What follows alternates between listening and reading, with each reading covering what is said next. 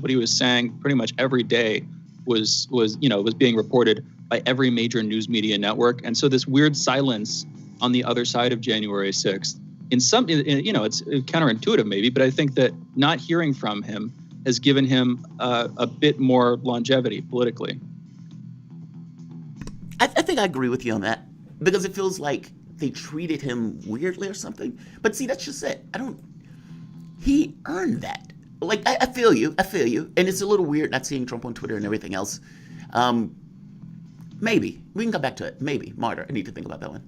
In Chicago, despite Chicago public schools extending a, quote, cooling off period, unquote, Thursday, Mayor Laura Lightfoot started the day casting blame on the Chicago Teachers Union for the lack of agreement over reopening schools. Lightfoot said she was losing patience with the union. The two sides have reached some important tentative agreements, but do not yet have something that they feel comfortable with bringing to members. Thursday evening, Mayor Lightfoot and Chicago's Public Schools CEO Janice Jackson released a statement, said, quote, late this evening, we received a counter-proposal from CTU leadership, and we are working on a response, unquote. They gave no further details or any indications for further progress. We're going to have another conversation about that one a little bit later. That should be really, really interesting. Here's another creepy one that we brought up this morning. Tucker Carlson last night reported that Bank of America handed information on its customers' credit card usage in the D.C. area to federal law enforcement to assist them in pinpointing who was involved in the breach of the Capitol on January 6th. Without notifying their customers, Bank of America went through the customer records at the request of federal law enforcement, looking for customers, quote, one, confirmed as transacting either through bank account, debit card, or credit card purchases in Washington, D.C. between January 5th and January 6th. Purchases made for hotels, Airbnb, RSVPs in D.C., Virginia, and Maryland after January 6th. Any purchases of weapons or a weapon-related merchandise between January 7th and their upcoming suspected stay in D.C. area around the inauguration date. Airline purchases going back to January 6th. Also, in response to the request for comment, Bank of America said, quote, we don't comment on our communications with law enforcement. All banks have responsibilities under federal law to cooperate with law enforcement inquiries in full compliance of the law, unquote. It's a little bit dense there just because of the dates. It's like between 1 through 5. But think of it this way. Basically, Bank of America is getting the information from its users and giving it and handing it over to federal authorities. When Bank of America was asked about this, that's when they said, we don't comment on our communications with law enforcement, which leads to the question of how often are those communications taking place? Isn't that interesting? And is there any kind of relationship, or should the customers expect some level of a relationship between the company that they're working with of some level of privacy? This feels weird to me, and this feels weird to me. What do you think, Shane? Yeah, it's creepy. And you gave out all the information there. In some sense, I feel like we have a duty to let people know. If you're a Bank of America customer, which of course many of you would be, it's a pretty popular bank, I think you should know whether or not your information was sent to a federal law enforcement agency. If you live in the area, which of course many of our listeners do, if you live in the DMV, you should know about that, frankly. And the fact that B of A didn't inform people, there's also the question of whether this actually is legal. There's definitely a question there. And Bank of America, frankly, did have a choice. They could have chosen to refuse that. Now that would have become a story. I'm guessing the deep state would not have liked that, and so there would have been some retaliation there. But there was a choice. I don't think it's appropriate to let this slide as if they had to do this. They didn't. And no, they didn't have to do this. In fact of the matter is, even if they felt that they had to follow laws on this, you still should have notified your clients. Like, you do have a relationship to the people who are working or who are dealing with your company, right? I mean, it's like, I get that you have certain obligations under law. Fair enough. But you should still care about your employees and the people, not employees, but the people who are a fiduciary relationship with you in the context of a bank. And I guarantee the one thing that they didn't think was going to take place was you sell them out. So yeah, it's very strange, very weird, very creepy. Even if you think that, yes, This is fine. I don't know how a person can make the argument that they shouldn't have been notified. So, let's keep going. Around 10 pounds of explosives identified as C4 have vanished from the Marine Corps Air Ground Combat Center, 29 Palms in San Bernardino County, a Marine Corps base in Southern California. That is unsettling. President Joe Biden announced an end to the United States support for Saudi-led military operations in Yemen, indicating that the new administration is planning a more active U.S. role in efforts to end the country's civil war. Yemen's foreign minister said the government will work with President Joe Biden's administration to end the war. Well, that's good. The United Nations said American billionaire Michael Bloomberg has been reappointed as a special envoy to engage governments and businesses in tackling the threat of global warming.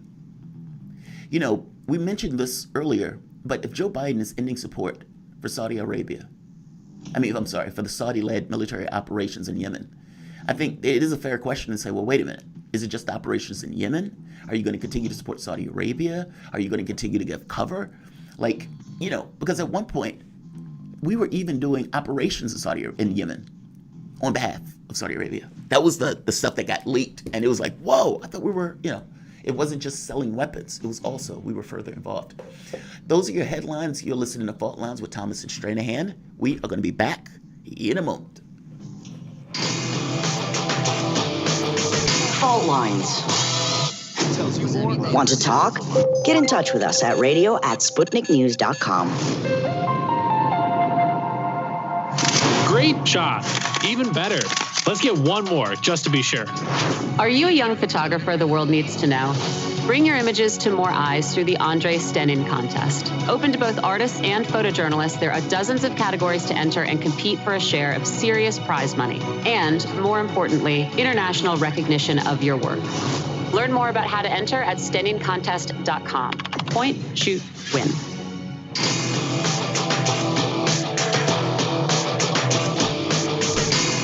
Fault Lines. Welcome back to Fault Lines on Radio Sputnik. My name is Jamarl Thomas. I'm joined by my co-host Shane Stranahan, coming to you live out of our station in Washington, D.C.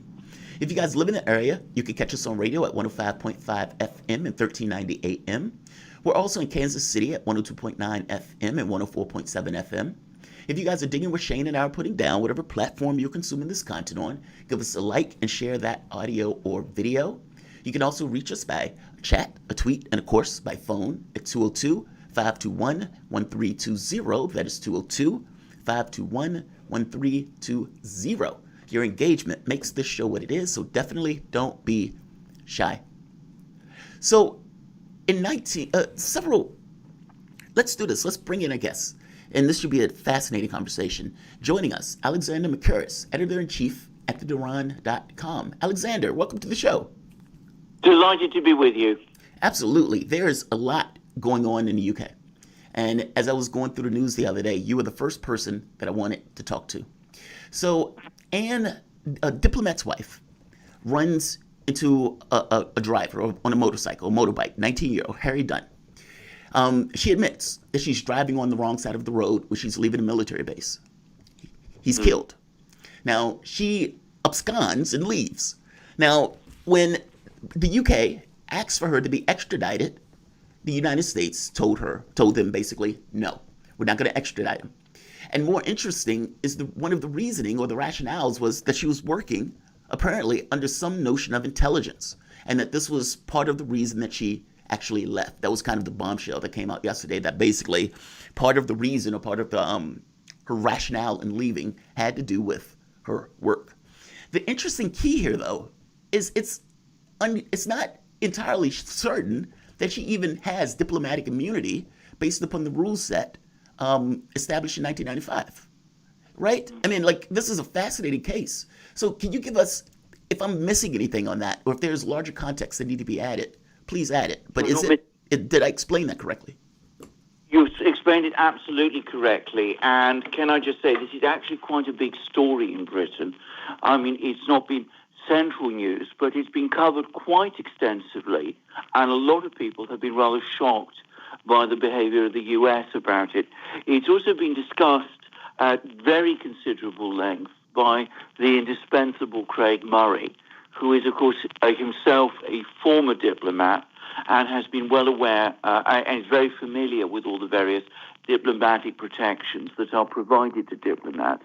And he has been making the point for a very long time that this so-called diplomat almost certainly wasn't an actual diplomat at all. And the argument that this alleged diplomat had some kind of diplomatic immunity or protection for what happened simply doesn't stack up either. I would add also that the family of the victim attempted at one point to speak to no less a person than Donald Trump when he was still president to try to get his help, and Donald Trump didn't do anything. So it's not surprising that the United States has acted in the way that it has. It always does. And of course, this intelligence, this latest thing about, that this person was involved in some kind of intelligence, it may be true. It quite possibly is true. We don't really know. It might be just another excuse, but I'm going to assume that it is true. It still doesn't justify running someone over. And one would expect and presume that the United States, which is a friendly allied country, also we are repeatedly told, would actually carry out due process and send this person back so that they can face justice in the United Kingdom, according to British law. Justice in the United Kingdom being actually fairly, how shall I say, understanding of these sort of things. If this person has some kind of defense, if they can say, for example, that they were driving on the wrong side of the road because they're not accustomed to the rather strange fact that we drive on a different side of the road in the United Kingdom to almost every other country, well, that's a defense. That's a possible defense. It might be a mitigating issue. But simply going away to the United States, refusing to accept any kind of willingness to subject oneself to British justice, that has caused a great deal of distress and anger here. It's pretty wild, actually, when you think about it, because she's there. It's being said, or they're trying to make the case that says basically she left because of some kind of affiliation with intelligence. But it gets more interesting than that. So right here, this is Sky News is basically reporting right here the claim of diplomatic immunity since under the agreements of RAF Croton dating back in 1995, any American working on the base as part of the quote administrative or technical staff unquote would have their immunity pre-waived, meaning she doesn't have immunity potentially at all on this, despite claiming diplomatic immunity. Exactly. That's amazing. So has Boris Johnson or the government or something have they indicated what their next action, or are they going to push for her to be extradited? Like, what's the next playbook here from the standpoint of the government, especially, I would imagine, since the people in the UK are very angry that she was basically got away with this? Well, you've asked an excellent question because the British government is saying very little. And I am going to make a prediction, which is that they're going to do absolutely nothing about this. The reality, and this is what this whole story ultimately points to, is that when it comes to the relationship between Britain and the United States, Britain is absolutely and overwhelmingly the weaker subordinate partner. There is no conceivable way that the British government is going to insist on the return of this person to Britain to this here. British public opinion might want it. There might be all kinds of campaigns about it. But if the United States refuses, there is absolutely nothing that the British government is going to do. And they're not going to speak very loudly on the victim's behalf or on behalf of the victim's family. And they're not going to pursue this issue because Britain is in a long-term state of economic and security dependence on the United States. It is the United States that holds all the cards. It runs all kinds of bases and facilities here in Britain, more than most people even know. I don't think most people even know how many there are. I mean, I don't think you will find anywhere a complete picture of how many there are. And the British authorities just look the other way to whatever those people who are in these bases actually do. So that's the reality of it. And in the case of Boris Johnson and the current Conservative government, having engineered Brexit from the EU, they are even closer to the United States than most British governments are, which is already very close. And they are even less likely to take any step that the United States might object to, such as seeking the return of this person. So what is the British government going to do? My guess and prediction is absolutely nothing. And I'm guessing that will serve mostly to drive a wedge between the British public and their already, I'm sure, damaged perceptions of the American government. I'm going to take a pretty radical turn here to something a little bit more personal.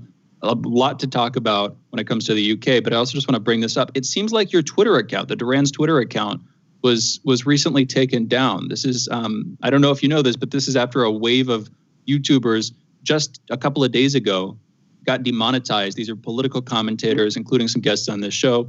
I'm curious, just briefly, when did this happen? Am I right in my assessment of that? I believe it happened the day before yesterday. And by the way, we also have our own channels. My colleague and friend Alex Christophorou's channel has also been demonetized. The main Duran channel has not been demonetized, and my channel has not been demonetized. Been hit also, Alexander. It seems like all of it is like this kind of coordinated attack, and it sounds like it might have been on multi-platforms. We've been expecting it. We've been expecting it ever since the election outcome in November. I mean, we predicted it from before the election outcome. I mean, there is an across-the-board crackdown now underway, and we'll just have to see how it works, how it pans out. At the moment, as I said, YouTube is leaving my own personal channel alone, and it's leaving the main Duran channel alone. But, we are not sure whether we're living on borrowed time. We're worried from one day to the next. We're worried about what might happen to other things. Obviously, Twitter has taken its action, and we're under all kinds of pressure. So there we go. And if that was 2 days ago, that coincides. It was also 2 days ago that this other wave that I was mentioning happened. That other YouTubers back in the States, mostly as far as I could tell, were being suppressed, and it really does. Absolutely. I mean, I was talking with Shane. I'm sorry, Shane. I was just adding in, injecting. Please continue, Shane. No. I'm curious to hear your take on this. What's your take, Alexander? I mean, it's clearly what we're clearly seeing is a major attempt to suppress all kinds of dissident, or shall we say, alternative views to the main narrative. We find now, and this is something that I've never known before to happen to the extent that it is at the moment in the United States, that there is now increasingly a single party line, if I could use that expression, a rather loaded expression, on everything, on more and more sort of topics.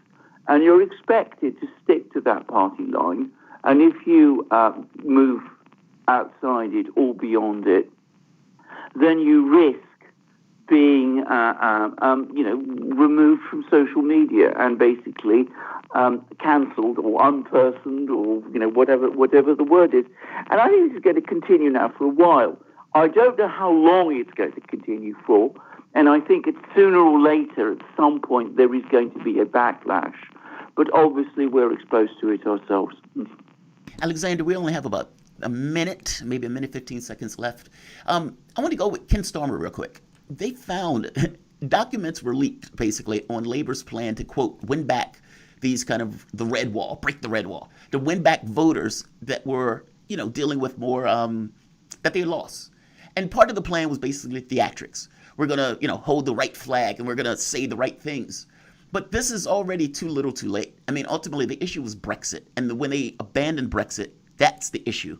The theatrics are not going to matter. What do you think? I mean, am I right or wrong on this? Like, how do you see this? And how's the British public even dealing with the leaked information from the standpoint of Labour's, I have to be honest, ridiculous playbook?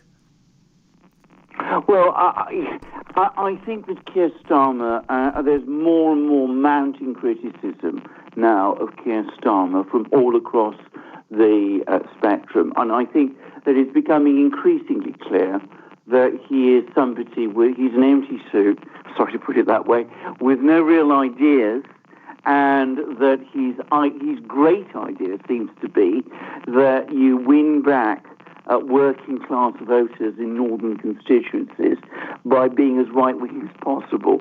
In other words, by trying to out right-wing Boris Johnson and the Conservatives, and trying to be more patriotic, if you like, than Boris Johnson and the Conservatives. That is a complete misreading, total misreading of politics. It's absolutely never going to work. It just goes to show, yet again, what a bad choice the Labour Party made last year when they elected Keir Starmer as their leader. The problem is, the great problem the Labour Party has, is that they're stuck with him. There is no mechanism that I can see for actually removing him. There would be no support within the Parliamentary Labour Party to do so, because they're terrified that if they did move against him, that would open up a challenge from the left, from the Corbynist majority, which is still the majority in the grassroots. Alexander, we're going to have to stop it, but basically it'll split the party. It'll split the party, basically. I mean, yeah, it is a weird strategy, and yet it's the Blairite strategy. It's the stuff they do here, theatrics over substance. The voice that you guys are listening to, Alexander McCurris, editor-in-chief at theduran.com. You can follow Alexander's work on the Duran, well, apparently not on Twitter anymore because they shut it down. Under normal circumstances, it would be on Twitter. But you can also find the Duran on the web and on YouTube at theduran.com. You guys are watching or listening to Fault Lines with Thomas and Stranahan. We will be back in a moment.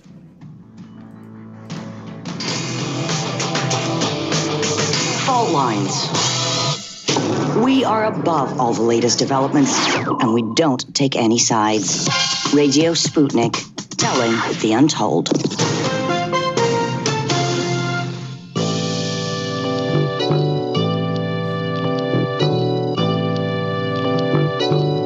What's the most important hour of the day?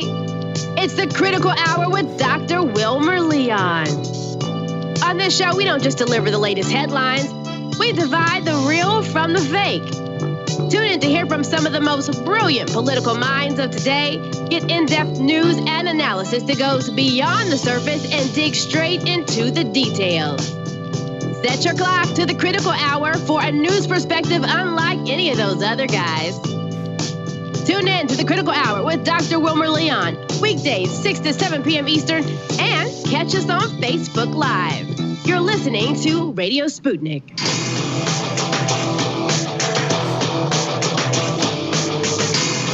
Fault lines. And we're back. You're listening to Fault Lines with Thomas and Stranahan, and we are now joined by our next guest, Andrew Spanis. He's an American journalist and writer based in Italy. Andrew, thank you for joining us. How are you doing this morning?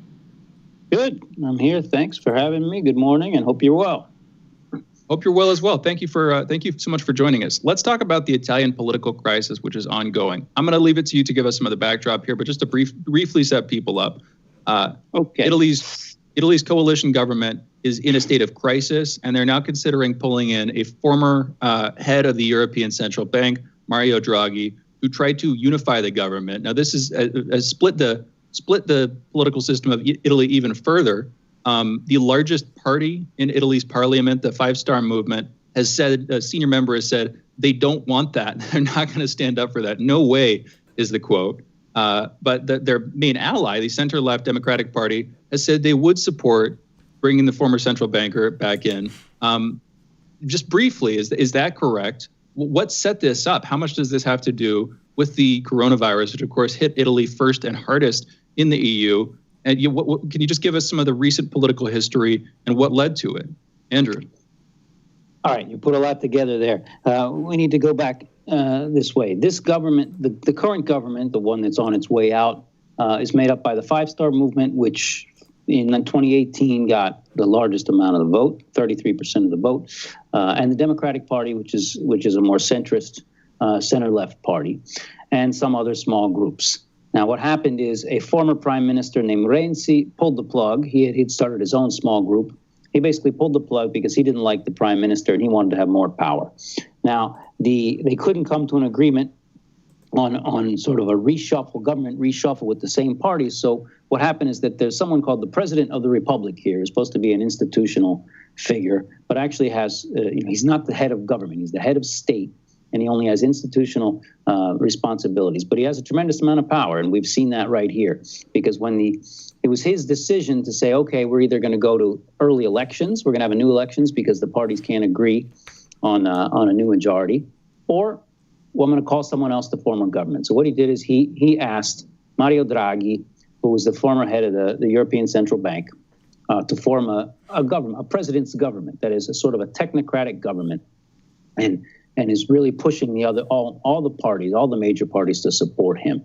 Now, Draghi is someone who is very well respected internationally. He's been courted by the Italian political system, basically because he helped save the euro during the euro crisis over the past decade, but starting in 2011, 2012, by using the central bank to buy up bonds on the market, keep bond pressure down, speculative pressure down, and fighting off speculation.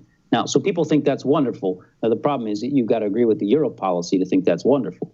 It's also could be seen as negative, because he's also someone who really pushed the austerity policies from 2011 on, and even before that in the 1990s, the privatization, liberalization policies in Italy, which have done a lot of damage. What's happening now, just to get to today, the Five-Star Party is likely to ultimately support Draghi. They might have a vote online among their members, which could complicate things, but the leadership of the party is moving towards supporting them. Even the League, right-wing populist party, formerly in government, is likely to support him in some form. There's just the choosing him by the president of the republic just puts tremendous pressure on all these Italian political parties, because what he's saying is, look, this guy is respected internationally. We're in the middle of a crisis. Italy needs flexibility in terms of its budget, credibility of how it's going to spend money to rebuild the economy. And if you don't support Draghi, if he were to be rejected, then the way this thing's been set up, then there would suddenly be huge speculative pressure on the financial markets, financial pressure and political pressure against the country. In order to make them capitulate, basically. Let me ask you this. That's weird. So the Five-Star Movement, and tell me if I'm wrong, Five-Star Movement and the League, both of these are Eurosceptic parties. And so they used to be. I'm sorry?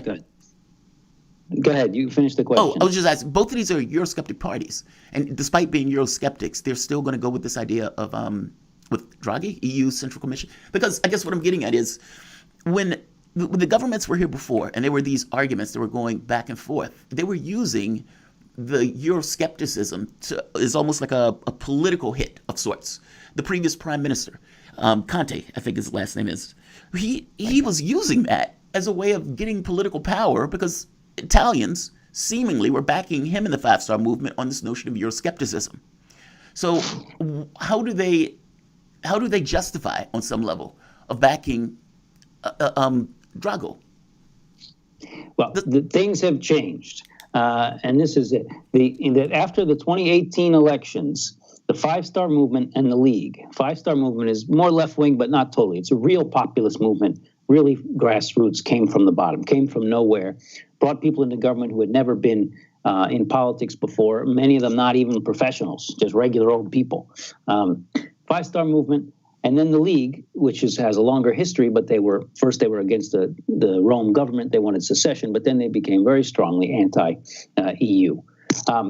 They ended up forming a government together, and together with another couple small parties, they had 60% of the vote in the population for a Eurosceptic position that is very critical of the EU policies, mostly economic policies, which forced austerity. That means budget cuts, huge budget cuts on Italy, and even worse on other countries like Greece, Portugal, Spain, for years. So what's happened, though, is that the League, being a right-wing party, was sort of considered equivalent to someone like Donald Trump.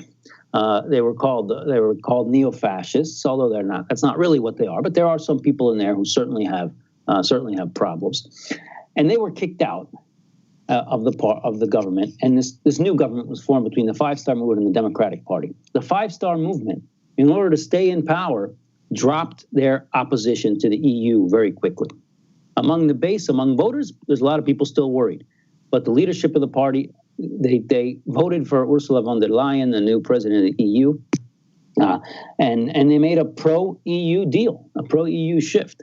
And so what's happening now, the fight is, will these parties be willing or forced to join a government now which has the support of the League also? The League doesn't want to be cut out, right? Because this is the big thing about the League. The League has also gotten much softer on the EU.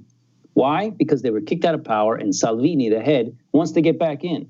So they're giving up what their principal stand was before to be able to get in power. So it's been very successful, unfortunately, in Italy. The establishment has struck back.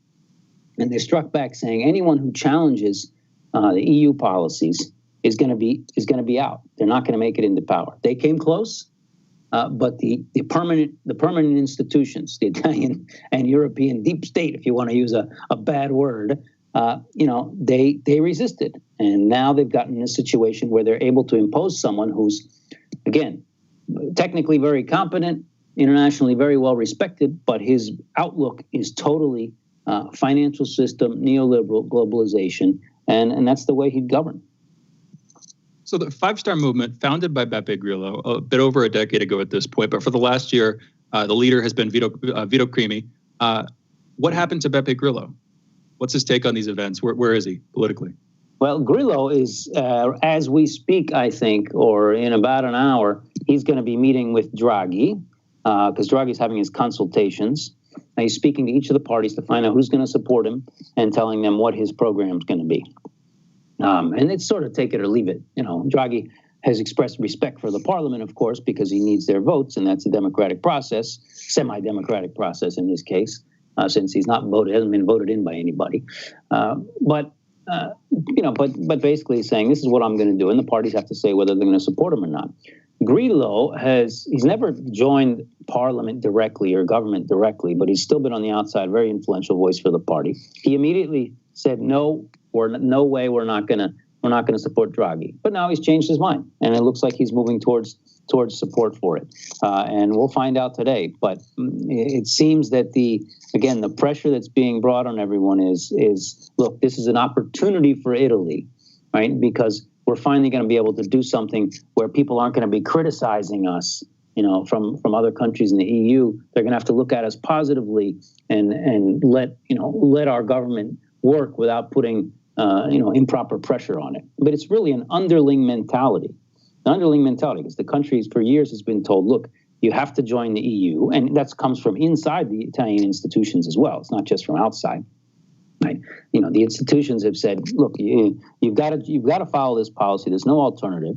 People voted to change the policy, without saying we're going to go do some crazy stuff, but they're saying we don't want this. We don't want a free market austerity policy. We want to be able to invest, to actually rebuild the economy, and not based on cutting healthcare, cutting local investment, right? Which is what happened. People voted against it, but forget it. That doesn't matter. The institutions say no. This is the direction we're going to go. And so it's really an underling mentality. It's unfortunately to see the way people are groveling in this situation and changing their positions very, very rapidly. Wow. So what are the larger implications for the European Union, or for that matter, for Italy, seeing it seems that the Eurosceptics lost? Well, this is the thing, and I'll tie this into the virus, the coronavirus and the pandemic. Italy, another thing, Italy's really being pushed on the fact is that there's something called the Next Generation EU, or the Recovery Fund, which is the EU's response to the crisis. It's supposed to be this huge amount of money, which is we're going to be able to use to rebuild the economy. And Italy would get 209 billion euros out of this, which, sounds like a lot of money until you realize that it's loans. It's mostly loans. Some of it is supposed to be grants, but it's actually going to be paid back by Italy anyway. Italy's a net contributor to the EU. They pay more money than they get back. And then they have a hard time spending the money they do get back also. So the real effect of all this is to centralize decision-making power at the European level.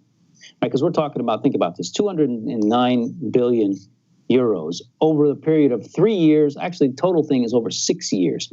The Italian government has actually spent 110 billion, and that's only 6.5% of GDP compared to the U.S. is 18% has been spent in the U.S. So we spent a lot more in the U.S. to deal with the crisis. Spent 110 billion euros without having to ask permission for anyone, just as an emergency. But now they're saying, no, what we're going to do is in order to spend our own money, we're going to make sure it goes through agreements with the EU. So what this means for the EU overall, and the pressures coming from Brussels also, is using this crisis to centralize decision-making power, to take a further step towards supranational decision-making power. Some people in Italy think that's good.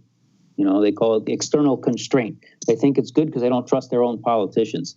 But, I guess that's not being a patriot. But, hey, if people believe they're a world citizen and they want to have a government well up above them, I guess they can try. But what happens inevitably is they suddenly realize that, well, that type of government is not doing the best interest, not pursuing the best interest of most of the population. The voice that you guys have been listening The voice that you guys are listening to is Andrew Spanos, an American journalist, writer based in Italy. You can follow Andrew Spanos on Twitter at Andrew Spanos and read his website, transatlantic.info. Andrew, thank you for joining us. You guys are listening to transatlantico.info. You guys are listening to Fault Lines with Thomas and Stranahan. We will be back in a moment.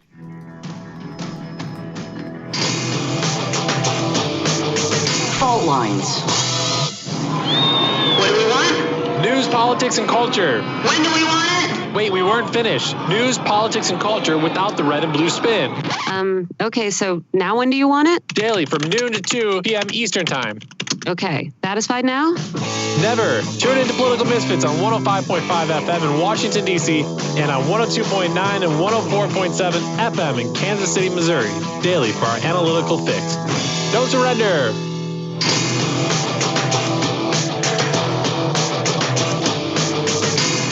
Fault Lines. Welcome back to Fault Lines on Radio Sputnik. My name is Jamarl Thomas. I'm joined by my co-host Shane Stranahan, coming to you live out of our station in Washington, D.C.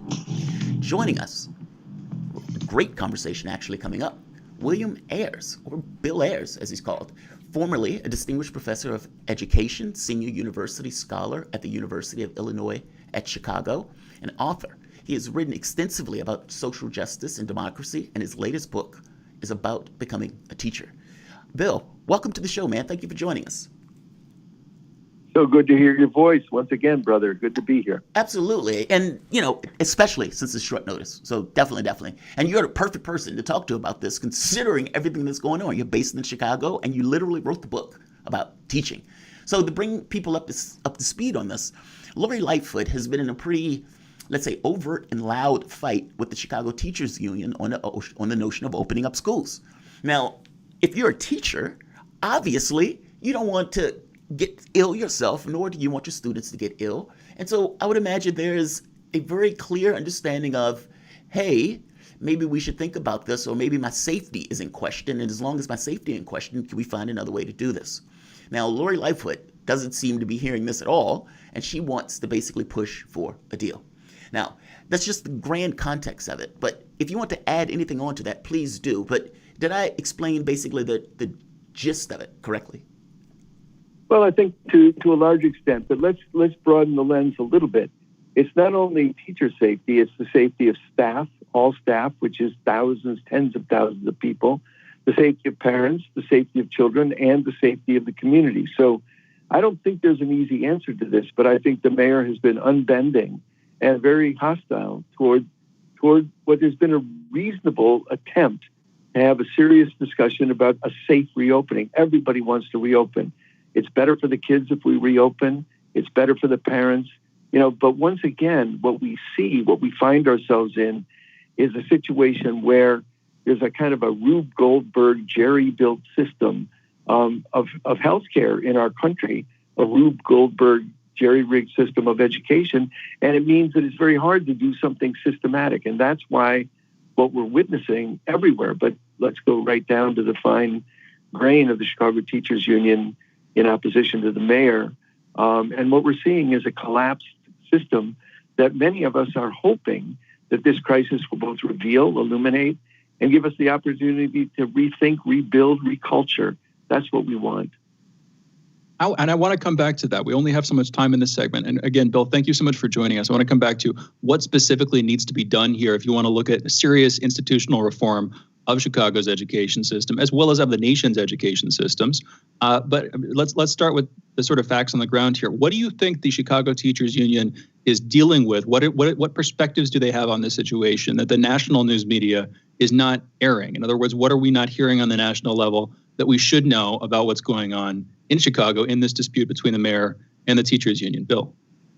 I think what we need to know is that the Chicago Teachers Union, which I think most people recognize over the last few years, has become a common good union. That is, it's not a narrow trade union, self-interested. It's a very broad sense of what's good for the whole community. And they've been trying for months to have a serious, earnest conversations about safely reopening. Everyone wants that. The school system and the mayor have been unwilling to have that conversation until we're at the cliff and at the 11th hour. That's what brings us to a crisis. So the current situation is not that the teachers want to go on strike. What's going to happen if the crisis continues is the mayor is going to lock teachers out. So what they're going to do is take away teachers' ability to work remotely. They're going to take away their work platforms, and unless an agreement is reached. So we're hoping, everything is suspended now until next Monday. So hopefully this weekend, an agreement can be reached where they can safely reopen. Let's remember the slogan, let's get back to normal, is wrong on every level, especially when it comes to education, or certainly when it comes to healthcare. Let's not get back to normal. Normal is an apartheid school system with the majority of our schools in Chicago in a state of collapse. Let's not go back to that normal.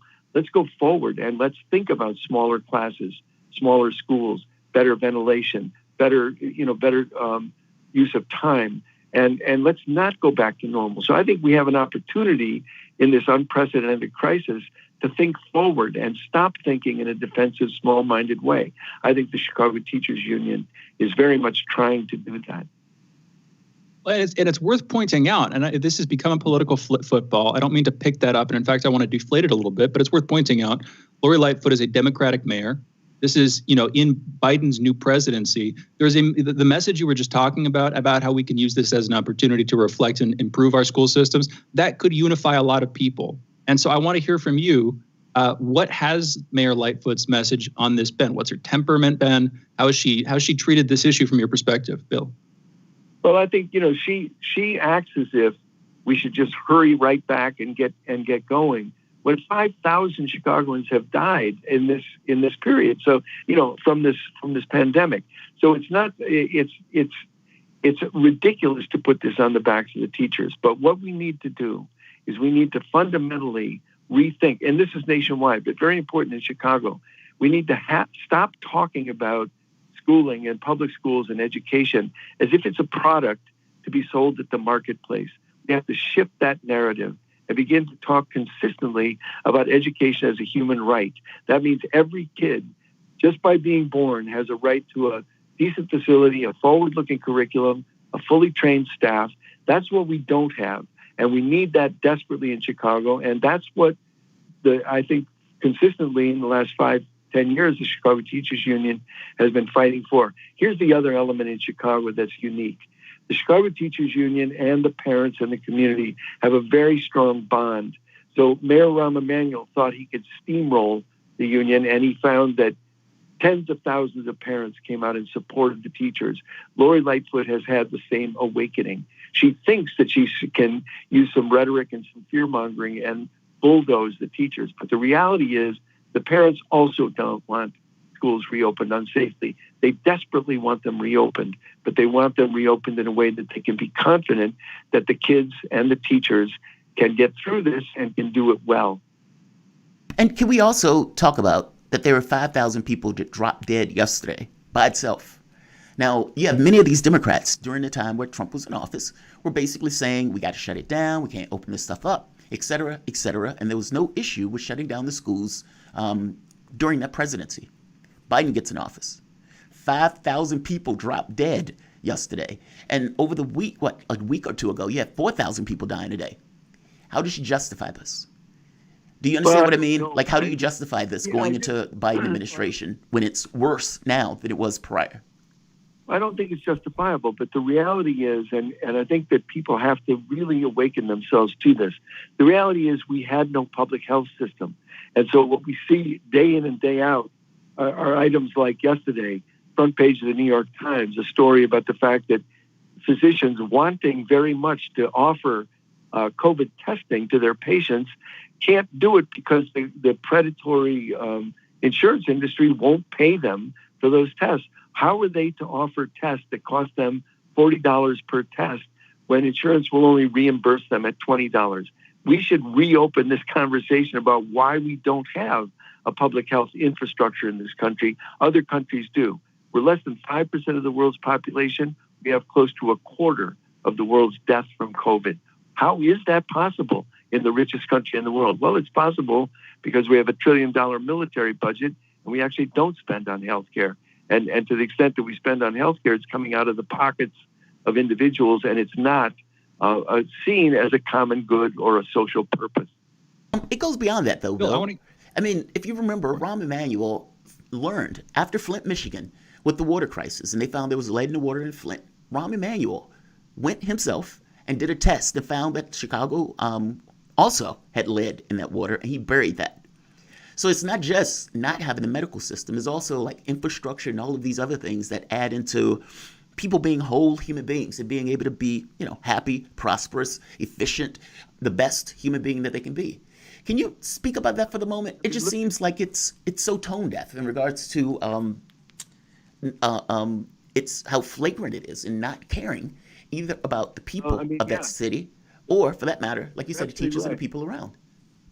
You're absolutely right. I mean, the Michigan water crisis is a wonderful example. The governor of Michigan ran on the platform that he would govern Michigan as if he were the CEO of a company.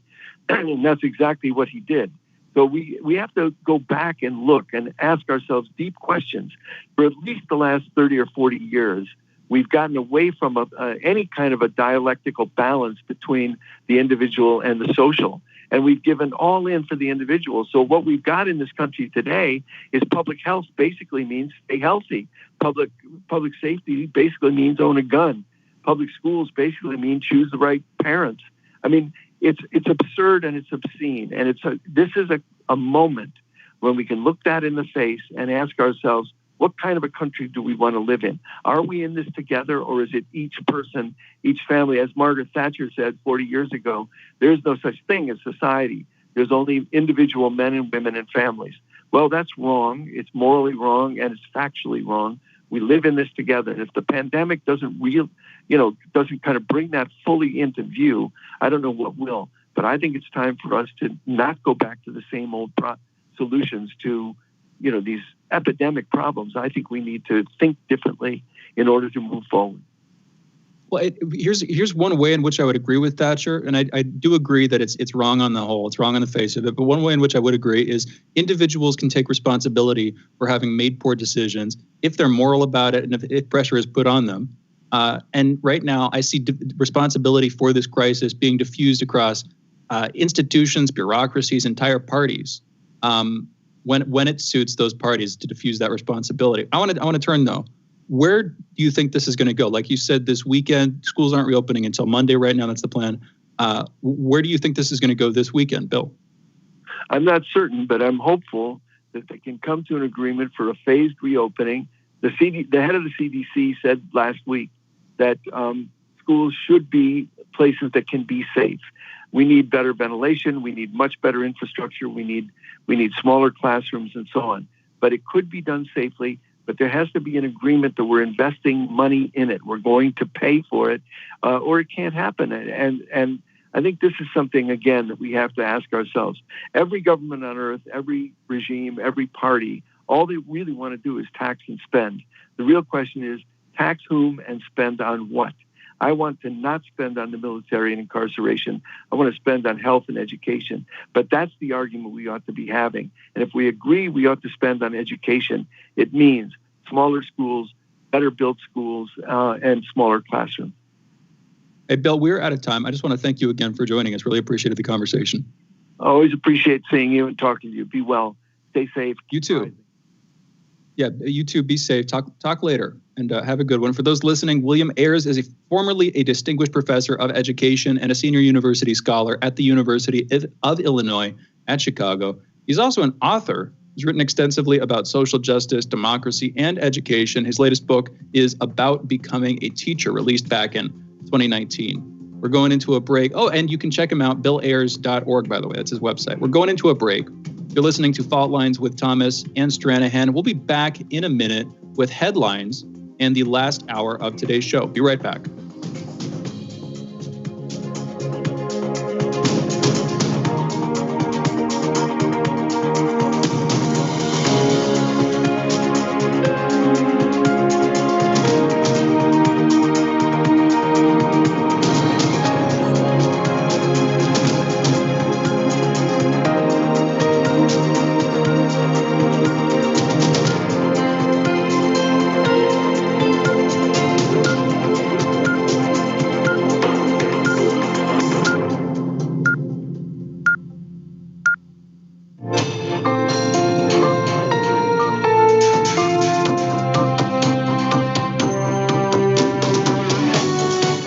Listening to Radio Sputnik.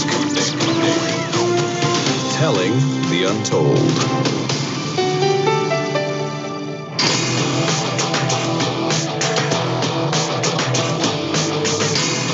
Fault Lines. Live from across the divided states of America, it is time for our last hour this week of the most disruptive show, covering news, events, politics, and a lot more from every side of the political aisle, as well as across the surface of our fragmented globe. In the independent corner, I am your political analyst, Shane Stranahan. And in the left corner, I am the indefatigable, the ever-vigilant, the last man on the wall, your political analyst, Jamarl Thomas. And together we are Fault Lines with Thomas and Stranahan. Going into the headlines, first up in COVID news, at least 5,116 new coronavirus deaths and 126,842 new cases were reported in the United States yesterday, February 4th. Over the past week, there has been an average of 130,953 cases per day. That's a decrease of 30% from the average 2 weeks earlier. But again, as we saw yesterday, assuming the count was right and that happened in that short of period, that was the largest death toll we've seen yet from the coronavirus. So even though the total number of infections seems to be going down, the deaths are still at all-time highs. As of this morning, more than 26,722,300 people in the U.S. have been infected with COVID, and at least 455,000 people have died from it. The Senate passed a budget resolution very early Friday that is an important step to getting President Biden's $1.9 trillion COVID-19 relief proposal approved. The 51-50 vote with Vice President Harris breaking the tie came after an all-night marathon vote-a-rama. It included 41 votes. The Senate adjourned at 5:39 a.m. and is scheduled to return Monday afternoon. The resolution is part of a budget process known as reconciliation, which allows legislation to pass with only a simple majority instead of the typical 60-vote threshold, meaning Democrats would be able to greenlight it without any Republican votes. I just want to also briefly comment here. Budget reconciliation is an imperfect solution to what was an imperfect tactic, imperfect being an understatement, the filibuster. So it's you're tacking on one bandage to fix a problem that another bandage caused, whatever. It's a shambles. I'll put it like that. We need to think about serious congressional reforms, legislative reforms, to talk about how we deal with voting through bills, how we deal with getting the sort of day-to-day, month-to-month, year-to-year work done in Congress. But that's a topic for another time. In Chicago, we were just talking about this with Bill Ayers on the other side of this break, this last break. In Chicago, despite Chicago public schools extending a cooling off period through Thursday, Mayor Lori Lightfoot started the day casting blame on the Chicago Teachers Union for their lack of an agreement over reopening schools. Lightfoot said she was losing patience with the union. I'm sure they're losing patience with her, too. The two sides have reached some important tentative agreements, but do not yet have something they feel comfortable bringing back to members. Thursday evening, Mayor Lightfoot and Chicago Public Schools CEO Janice Jackson released a statement that said, quote, "Late this afternoon, we received a counter proposal from CTU leadership, and we are working on a response." They gave no further details or any indication of further progress, but they're going to be working on it over the weekend. Hopefully they come back to some agreement. that keeps school kids safe, keeps teachers and staff safe. And again, if you want to hear the conversation about this, go back to our last segment, 8:45 a.m. Eastern, where we were talking to Bill Ayers about this. In national political news, the U.S. House of Representatives has voted to expel a Republican congresswoman from 2 committees over incendiary remarks she made before being elected last November. Marjorie Taylor Greene had promoted baseless QAnon conspiracy theories and endorsed violence against Democrats. Before the vote, she said she regretted her views, which included claims that school shootings and 9/11 were staged and that a Jewish laser beam from space had started a fire. That's probably, I don't know, I feel like that's the most ridiculous, and therefore, in some sense, that should take the lead. But hey, I'm not the one who determines what the news media chooses to cover. Just our little batch of the news media, just our little corner. Anyway, 11 Republicans joined the Democrats to pass the motion by 230 to 199. Former President Trump will not testify in his Senate impeachment trial. The former president's legal team fired back an impeachment manager, Jamie Raskin's request Thursday for the former president to testify as part of the Senate impeachment trial, calling it a public relations stunt and saying they cannot prove the allegations against him. The comments came after House impeachment managers requested that Trump provide testimony under oath either before or during the Senate impeachment trial about his conduct, quote unquote, on January 6th, the day of the Capitol riot. Tucker Carlson last night reported that Bank of America had handed information on its customers' credit usage in the D.C. area to federal law enforcement to assist them in pinpointing who was involved in the breach of the Capitol on January 6th. Without notifying their customers, Bank of America went through customer records at the request of federal law enforcement, looking for customers, quote, 1, confirmed as transacting either through bank account, debit card, or credit card purchases in Washington, D.C. between January 5th and 6th.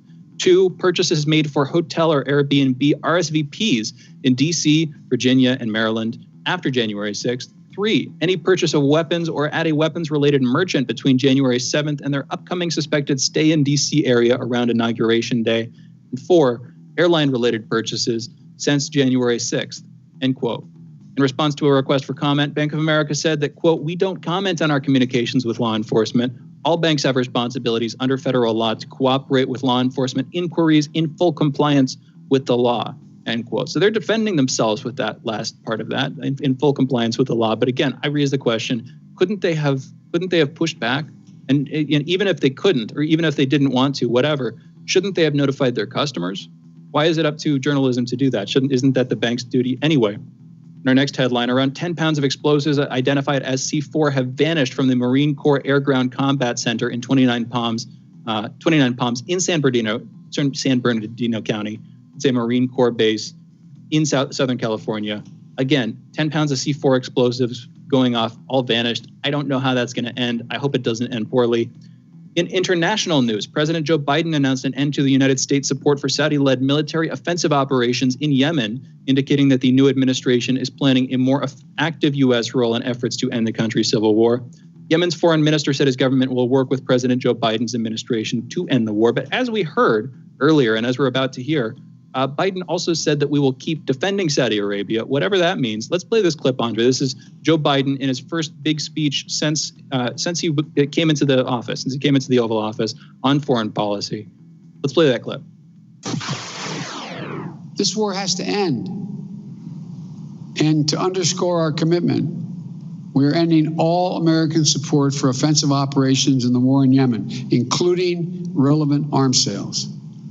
At the same time, Saudi Arabia faces missile attacks, UAV strikes, and other threats from Iranian-supplied forces in multiple countries. We're going to continue to support and help Saudi Arabia defend its sovereignty and its territorial integrity and its people. And again, that makes me wonder how do you draw a line between the two? If we're sending Saudi Arabia arms, unless we're just like sending our own troops over there, which I don't see us, doing in a large enough way to give them the support we think they need, we're going to be sending them armaments. What's to stop them from repurposing those armaments and sending them to Yemen? And if they were to do so, how harshly would we really push back on that? What oversight would we have over that process? And what would we do in retaliation or response to try to keep them from doing that kind of thing happening? I don't know. These are questions, obviously, he wouldn't have had time to address in this relatively brief speech.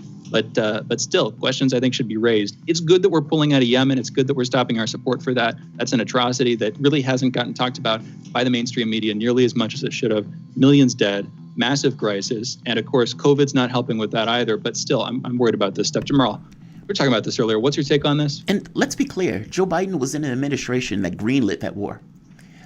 New York Times article talks about when basically Saudi Arabia didn't like the JCPOA, the nuclear deal with Obama. And Obama and that administration didn't want them to, let's say, put up barriers. They didn't want them to do anything that would undermine the deal itself. And so Obama greenlights that war with Saudi Arabia, with Yemen. Even though he knew it was going to be bloody, he knew it wasn't going to be over with by Christmas, as they always say in the military. No, they greenlit that. So again, we're at another situation where Biden is coming in, dealing with a policy that started under Obama. How weird is that? Like the JCPOA, and Biden is not immediately going back to it right off the bat. And then you have another situation where a war that was greenlit by Obama, now Biden is in dealing with that one too. Look, I don't entirely buy, this is the boots on the ground argument again. And this is the whole thing like, when Joe Biden was talking to Mandela and he was able to, get some kind of good, I don't buy it. I don't buy it. I don't know how you do both of those things. Because like you said, the moment that you either give weapons or support to one, are you certain that it won't be used for something else? I just don't buy it. I don't buy it. I don't think you can make that statement of we're going to protect their sovereignty. As if they're the sixth highest weapons in the world or something? They don't need your help. They're okay. They don't need our help. It's like they buy billions of weapons from us. Why do we need to be a part of this? That's a fair question, right? If they're buying billions of weapons, they have all of these weapons, like tanks and airplanes and drones, all of these things, all of this money, ungodly sums of money going to weapons. Then why do they need us? Why are we there? We shouldn't be there in the first place. Let them fight their own war. If they want to go out and massacre people, we shouldn't have anything to do with it. Yeah, man. Just go to quote a Scottish poet, "Oh, what a tangled web we weave when first we practice to deceive." Although having said that, Biden has plenty of practice at deceiving. So I don't think we can blame these tangled webs merely on inexperience. But still, let's go in more headlines here. The United Nations says American billionaire Michael Bloomberg has been reappointed as a special envoy to engage governments and businesses in tackling the threat of global warming. I'll just repeat myself. Great. Another billionaire trying to take on climate change. I don't know how well that's going to go, but we'll see.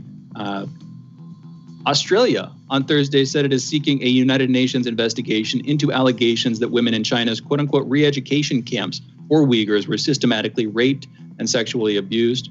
In Myanmar, a civil disobedience movement is gaining momentum with teachers and students protesting against Monday's military coup. In Yangon, the nation's largest city, an estimated 200 teachers and professors on Friday held signs supporting civil disobedience and flashed a three-fingered salute, signifying resistance. This comes as a number of doctors went on strike. I believe it was across 70 different hospitals. Admittedly, we're going through COVID right now. I don't know how much I agree with that, but still, there's a massive wave of responses to Monday's coup. The latest politician detained in Myanmar is Win Tan, a senior member of the party deposed during the coup, who was seized at his home Friday morning and taken to the nation's capital. Tan has called for civil disobedience after Monday's coup, and in an interview with BBC early this morning said he was being arrested for sedition, which carries a maximum penalty of life imprisonment. Malaysia and Indonesia on Friday agreed to coordinate and strengthen their campaign against what they say is international discrimination against palm oil, the country's main commodity. Tens of thousands of people have reportedly signed an online petition for the Orthodox Church in Romania to stop immersing babies underwater during baptisms. This amid a growing backlash following the death of a baby. A six-week-old went into a cardiac arrest Monday after having his head placed underwater 3 times during the baptism in Romania and died hours later at a hospital. An autopsy revealed water in the baby's lungs. A manslaughter investigation has been opened into the priest who performed the ceremony. There have been new developments in the case of an American diplomat's wife who killed a UK teen motorcyclist, Harry Dunn, in a 2019 wrong-way crash. She was driving on the wrong side of the road. Apparently, Ann Secoulis, the wife, was, quote, employed by an intelligence agency in the U.S., end quote, when she killed British citizen Harry Dunn. Now, we knew that already. That had already come out. But apparently this was, quote, especially a factor, end quote, in her hasty departure from the UK.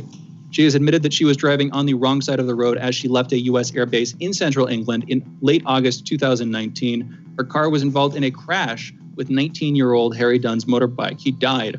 She was charged with causing death by dangerous driving, but the U.S. State Department rejected a request to extradite her to Britain to face trial because of diplomatic immunity. We had a conversation about this, by the way, back at 8:15 in the last hour with Alexander Mercouris.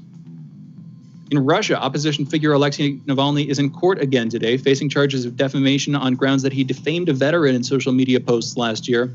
An ally of Navalny's, Leonid Volkov, has said that their team is moving away from protesting as its primary strategy and that its aim right now would be getting, quote, Alexei out of prison first and foremost using foreign policy methods, end quote. I'm not sure exactly how they think that's going to go, but what this brings into my mind is back in 2016, for all the cries about Russian interference in our elections, which, baseless, as had been revealed by the absolute stagnation of the Mueller probe, and just, on its face at this point, completely laughable, although many of us were laughing at it at the time, kind of grimly, that puts me in mind of that. What are we going to do? They're calling for foreign policy approaches to this. What is that going to look like? Isn't that foreign interference in Russia's domestic political affairs? We've been talking about this, and we will be talking more about this soon next week, I'm sure. A blood-based test for detecting Alzheimer's disease developed by a diagnostics company in St. Louis, Missouri, has become available to most of the U.S. as a routine lab test. It has also received a CE mark as a diagnostic medical device in the European Union. For much of the past century, a definitive Alzheimer's diagnosis could only be made during an autopsy. Advances in technologies to detect early signs of the disease from a blood sample are helping doctors to identify the memory robbing disorder more accurately and to screen participants more quickly for trials of potential treatments for the more than 5 million people in the U.S. afflicted with the disease. And in our last headline, online brokerage app Robinhood said on Thursday it has removed temporary trading restrictions on all stocks, including GameStop and AMC, according to an update on its website. Earlier in the day, Robinhood's website showed that the trading limit on GameStop's shares was set at 500, while for AMC the limit was set at 5,500 shares. Trading restrictions on a few other stocks had been lifted on Wednesday. Those are our headlines. You're listening to Fault Lines with Thomas and Stranahan. We're going into a break, but we'll be back in just a minute talking tech censorship, the recent wave of demonetizations, and on Twitter, bans, suspensions happening just a couple of days ago, with our next guest, Kim Iverson. Be right back. Fault Lines. 24 hours a day, 7 days a week. We give you the most essential information out there. Radio Sputnik, telling the untold. Stuck in traffic? No problem. Stay informed. Stay tuned to Radio Sputnik on 105.5 FM or 1390 AM in the Washington, D.C. area. Need more? Follow us on Facebook or check us out on SputnikNews.com.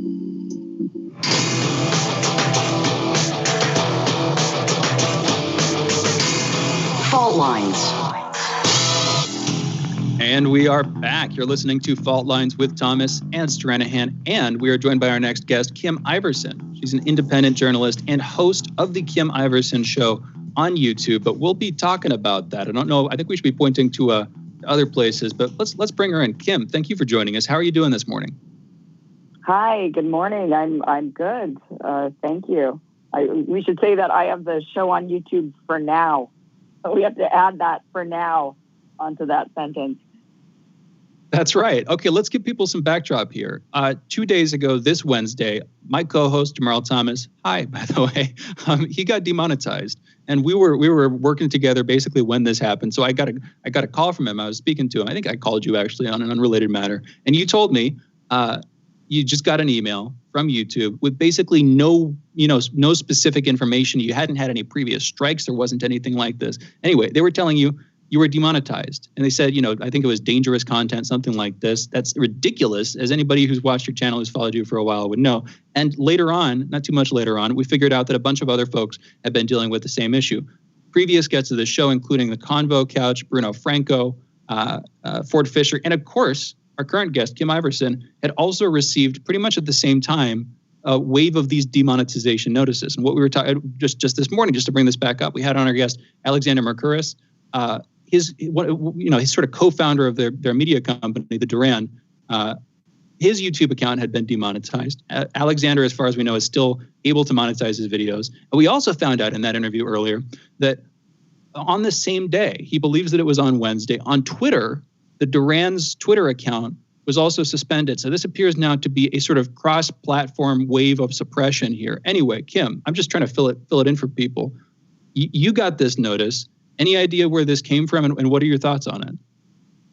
No, actually, I did not get the notice. So I was lucky, and I have not been demonetized. My channel is, at this point, my channel's not normal. They've been hitting me for about a year, and I've had other things going on, but I have not been demonetized. The other ones have been, Jamarl, Convo Couch, Nico House, Graham Elwood. I found out first from Graham, a friend of mine, who I was talking to him on the phone and in shock about this happening, and then finding out later that it actually hit a bunch of other channels. And what I had done was I had figured out from looking at all of the channels and kind of going through the list and, of course, panicking, the common denominator, because every single one of the channels has a little bit of a different viewpoint on things, because we could all sit here and guess because they're not transparent. YouTube, that's the big crime, is that they're really not transparent about what they're upset over and what they're demonetizing people over. So, some of the channels were maybe, had different stances on COVID, and because I thought, well, maybe that's their problem, or some had different stances when it comes to just politics in general. I mean, there's a little bit of variation there. I mean, most of the channels that were demonetized were from the left, but there were some that were on the right, and there were some that were one channel in particular. I can't tell if the guy is left or right, because I think he's fairly independent. He's actually an attorney. They actually demonetized an attorney. They don't care. So they went after this guy who basically explains, politics and legalese to people. And I didn't find his stuff to be that controversial. I mean, the guy is promoting his law practice, so he's not exactly trying to be inflammatory or controversial in any way. But nonetheless, he talks politics and he talks the day's events, and they demonetized him as well. The one thing that all the channels have in common was live streaming. All of the channels live stream the vast majority of their content in order to get it out there as a means of for publishing rather than uploading. And that's the one thing that all of them, besides Dan Bongino, he's the only one that he was demonetized as well. Big channel, 775,000 subscribers. Dan Bongino is a huge name, especially on Facebook. But he's got like a top 20 podcast. But he's the only one that doesn't stream live. But he's also an owner of Parler and Rumble. So I think they were kind of doing their typical deplatforming on that kind of stuff. But everybody else, it seemed like the common denominator was, in fact, the live streaming. It's weird, Mike, because when I do my show, I usually be able to, well, I know I can. Like, I don't have the, I didn't take the position that COVID wasn't real. I didn't take the position that the election wasn't robbed or stuff. I guess my thing is, my point of view is straightforward. I try to be honest about it, even though it may run afoul of the kind of power structure and the things that they may want for their own sake. But from the standpoint of harm, no, that term is Orwellian. And, a lot of these channels, it becomes this thing of they're saying harmful content. It's like, okay, what's the harmful content? And like you said, it's non-transparent. It's opaque. They don't tell you what that is. Because if they do tell you, and you have 20 people, 100 people that look at it and say, well, wait a minute, what are they talking about? You know what I mean? Like, the moment that you call that into question, and the moment that 20, 30, a bunch of people can look at what they're saying, they can evaluate for themselves whether or not YouTube is being honest about quote-unquote harmful content, or whether they're being Orwellian. And I think it's Orwellian, because I think the point is that they don't necessarily want to run afoul of being a publisher as opposed to a platform. And the fact is, these decisions are overtly political. They're overtly political. And the point is to get those people off without forcing those people off. So what do you think about that part? Like, this notion that, their objective here, or it seems their aim here, is to basically declare harm and get people off their site that aren't necessarily going to earn them the biggest bang for the buck. Well, I think it's really that YouTube is trying to transform itself. It's the new modern day cable. Yeah. Back when I was a kid and cable came out, you could watch, Howard Stern was on cable. He was on the E network of all networks. Howard Stern with all of his guests and Cinemax and the way Cinemax was. Cable was very, it was fallacious, but that's because not every household had it. Once it was a novelty, once it became a normal, everybody has cable, it becomes, it's the norm. cable had to sanitize itself. And I think that's what's going on with YouTube, is that one thing that I'm noticing is, when I watch something like yesterday, I was watching Joe Biden's foreign policy speech, and I was watching it on my mobile, and then I could kind of scroll and see what other videos YouTube suggests. All of the videos they suggest are establishment mainstream news. They're not suggesting independent creators anymore. They're trying to sanitize, and they're trying to keep creators that are backed by an establishment or corporation. And some of the ones, you have to remember, like in our space in the progressive realm, you've got shows like Jimmy Dore, you have shows like Kyle Kulinski. Those shows are I know this for a fact because I had a meeting with TYT myself 2 years ago. They were trying to recruit me into their platform to be one of their, shows. Those shows, those two I know are grandfathered in to TYT's deal with YouTube, where they're never demonetized. They're not under threat. Also, The Hill's The Rising is corporate media. So what YouTube is doing is YouTube is trying to rid itself of any non-corporate backed or non-YouTube partnered, like a real partnership program. And instead, I think they are trying to sanitize away in the news space. Now, I don't think they're going to do this into the makeup space or the gaming space or, puppies and stuff like that, but cooking. But in the news and politics space, I do think what they're doing is they are trying to rid themselves of us. They want to. Why? Kim, I'll just hand it right back to you. Why do you think they're trying to do that? Because we're not safe. They can't control us. We don't have corporate, when you're part of a big corporation like TYT, for example, or The Hill's The Rising, these shows they have to answer to investors. They have to answer to corporations, shareholders or investors. So they're not at liberty to just kind of say whatever they want to say. There is some control mechanism there. And the same for, Jimmy and Kyle, I think it's kind of a matter of time. We'll see how well that goes. But I think that they want to be able to control. It's the same, like, look, I came out of corporate radio. My whole career, I was in, with iHeart, and I was with all the big radio companies. And the thing that they need always is control over the FCC guidelines. So they're always trying to control what those say or don't say. And I think that is what YouTube is doing, is they're essentially trying to get a hold of all of the content to sanitize it, to ensure that, that it's safe. That's why they're saying, oh, everybody's harmful. Safe for who, though? Well, this is what I want to cut in for a second. Who is YouTube trying to keep safe here? And another way to frame, the same question is, are they trying to protect their bottom line financially? Are they trying to maintain some political stability internally in the company? They don't want to get broken up by the government. I'm just curious where you'd come at this from. How is YouTube under threat from choosing to air this content? Yeah.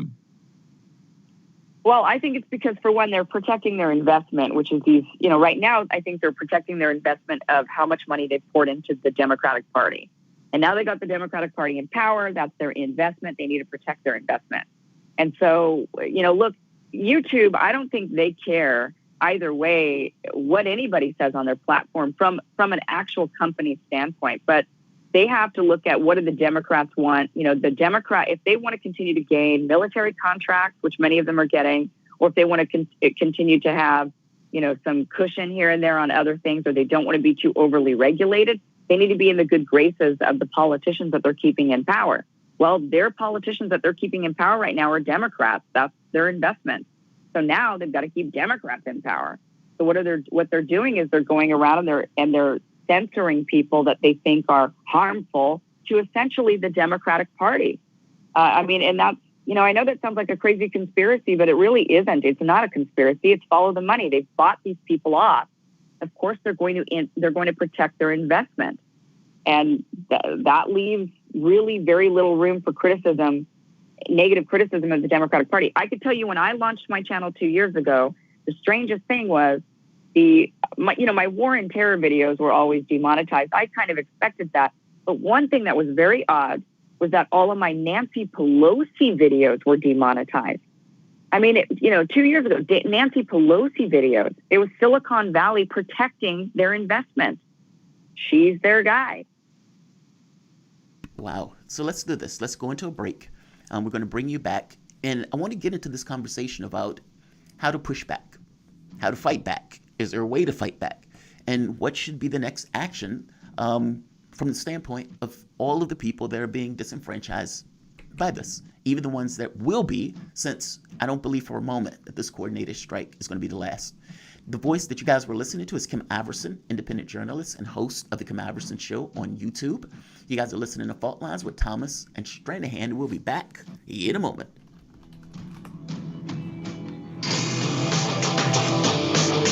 Fault lines. Tough questions are the most powerful weapon we have. As long as you have questions, we'll keep asking.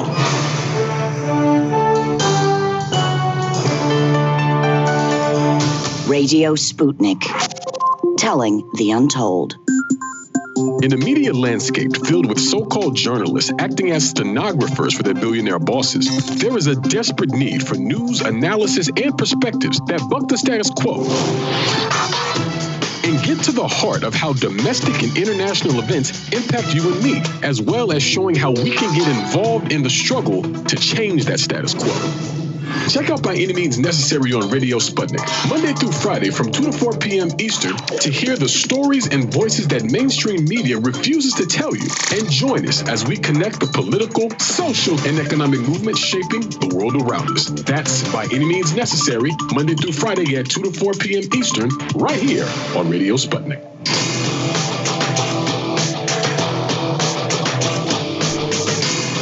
Fault lines.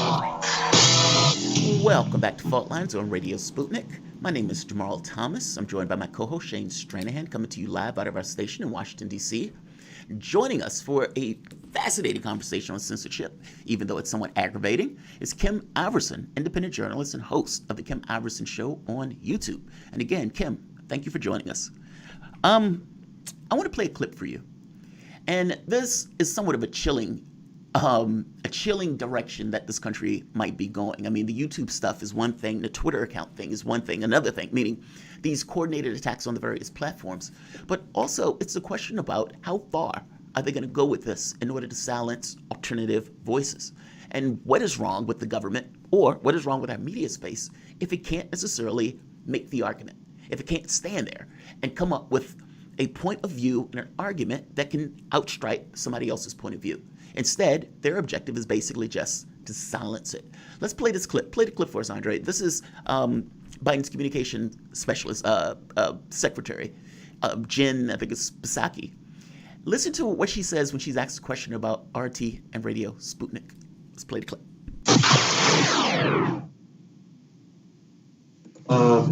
Does the president have any position on the activity, the presence of outlets like Russia Today and Sputnik, which I believe maybe even come here sometimes, I don't know.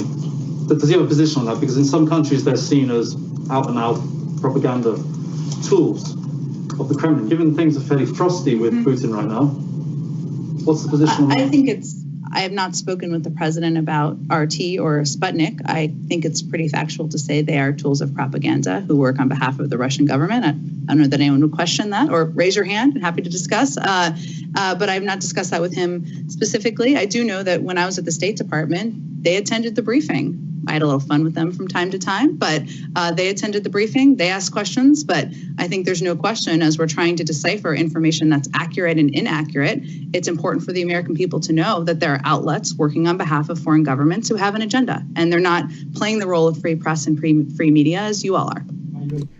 I love that clip. They're not playing the role of free press and free media like you guys are, because CNN and MSNBC and Fox News are totally unbiased in the way that they go about their affairs. Also, Voice of America and CNN are in other countries. It's as if they don't understand that countries can have perspectives that is not in line with their own. It's such a weird and chilling clip. What do you think about that clip? What do you think about what she's saying here? I mean, the very fact that even the question was asked is problematic. Yeah.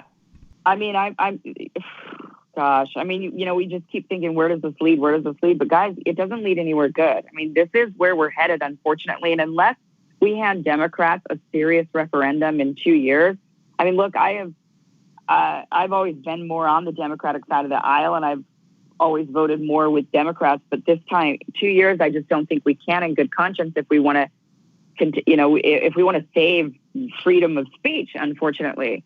They need to be handed a referendum saying that this is absolutely not okay. But then I don't know where this goes. But you're right. Look, CNN, Washington Post, New York Times, even, all of these different outlets exist around the world. CNN in particular, they have CNN International. CNN is everywhere. Foreign press is all over the place. That's what it is. I mean, BBC. So are we going to cut off BBC if we're going to cut off RT? Are we going to cut off France 24, Telesur, Press TV? I mean, there's a ton of shows. It's just the perspective of the nation. They're acting as if the other nations can't have a point of view that differs from America, and if so, it's propaganda. We also have our own weird. perspective. I'm sorry. I'm sorry. We have our own perspective. I'll put it like this. I've worked with other media organizations before. I have the lightest editorial oversight that I've seen in any newsroom of any media organization, and I've been in a couple. I've listened to some of those conversations, and it's heavy-handed. And in our case, it's light as a feather. Yeah, it's not. It's not there, right? I mean, it's aggravating to hear them say stuff like this because it is so dramatically untrue. And they can be invited to the station to see it for themselves, but that would never happen. That would never happen. Keep going. No, I didn't mean to interrupt. I'm sorry for interrupting. When Jen Psaki asked if raise your hands, she called. I think if you and I had been in that room, we would have been like Hermione Granger from the Harry Potter series or something. We would have just had our arm standing completely straight, rigor mortis up in the air, trying to get called on to have this conversation with her. Because not only is it an opportunity to talk, but it's egregious what the reporter was asking and the potential that they would actually try to shut it down. And I'm worried that this is going to lead to informational nationalism or media nationalism, more of it where ironically under the Biden administration, which is seen by many as an attempt to return to international norms, you're going to get more of a certain kind of nationalism than you ever saw in Trump, cutting off the ability of people from other countries and not even from other countries. Basically, siloing off our media narrative more and more to fit the interests of our state. And like you said, Kim, I don't like where that's going. It's only going somewhere bad. I want to come back to your decision. Pardon me for getting that wrong, by the way, about you being demonetized. I think part of why I thought that was I saw you very quickly talking about repositioning, and you're moving over to Rockfin, you're moving over to another media channel, basically preparing for some potential eventual crackdown, which could lead not to just demonetization, but to an outright ban, which I think a lot of us are worried about. What is the response to this from your perspective? Is it switching over to other media platforms? I'm guessing that's part of it. What do you think we should do about this, Kim? Well, even switching over to another media platform isn't totally safe. I mean, right now, Rockfin's just under the radar. So they're not getting hit right now. But eventually, if they get big enough and if they're successful, which I'm sure is a company they want to be, they are going to receive pressure from the government or from wherever to clean up their channel, to clean up their network. And, away go these shows again. So I don't think there is an independent, a space that's really necessarily free. I mean, we saw what happened to Parler. And I think that's, so it is, I wish I had this, everything's going to be okay. And here's the good news. I don't really have good news on this. I think Democrats have become all of the very things that they claimed they were fighting. And I mean, in a worse, I always knew that this was really possible, but it's still shocking to see it when it actually is happening. It's really shocking, even though I knew this was going to happen. And I'm shocked at where this leads, but I do think that it's only going to get worse. For me, I'm preparing for it. I figure I'm next on the block. I mean, I feel all of, Jamarl, I mean, I feel awful about what happened to you and the others. And, I feel lucky that I got the warning because I saw you guys all get demonetized and I thought, oh crap. So I went through my channel and I deleted, just full on deleted anything that was demonetized, which was half of my videos.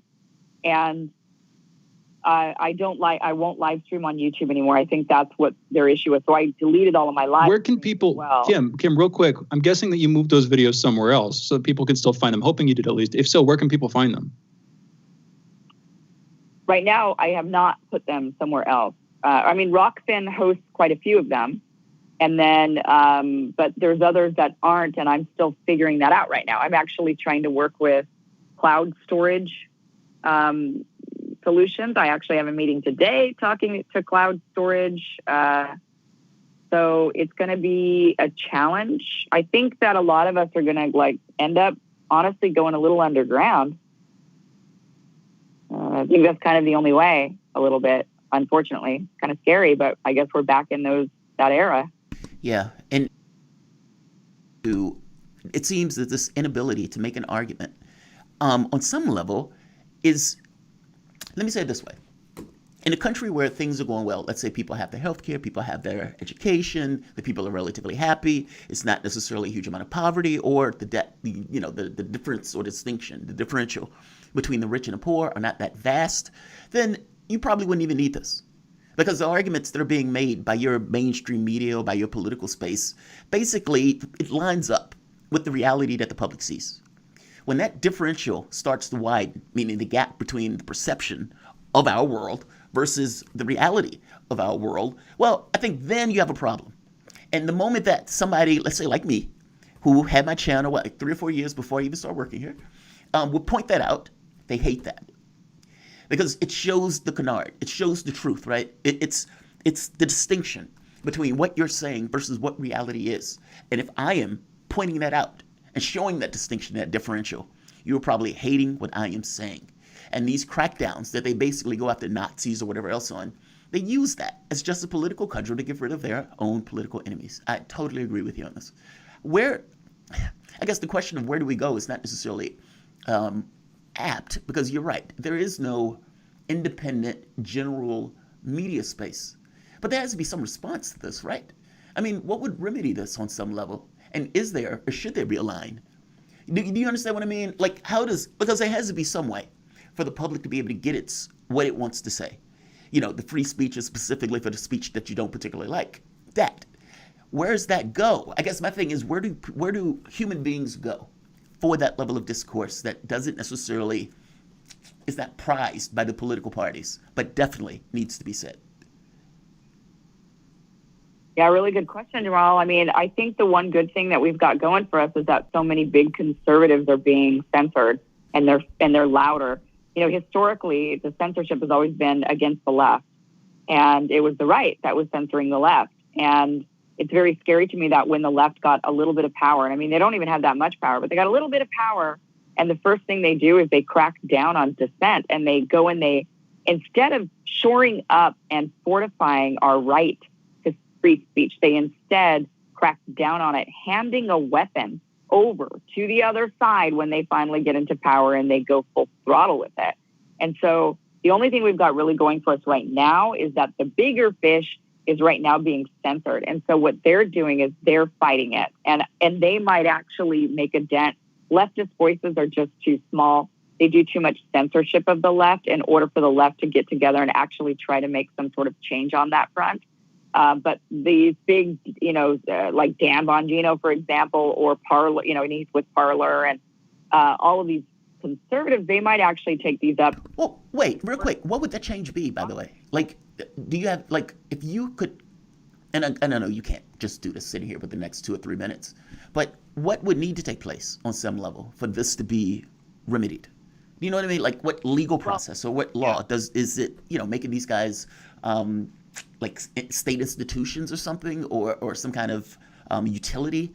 They don't write utility. They would have to be recategorized. It would have to be a requirement to categorize these companies not as their own private entity that they could just do whatever they want, but if they are going to be platforms, like a social media platform, or a form of communication between people, then they have to remain neutral. So it would require regulation and reclassification of these companies to, which is long overdue. The internet needs, we've needed a lot of these sort of kind of figuring these types of things out.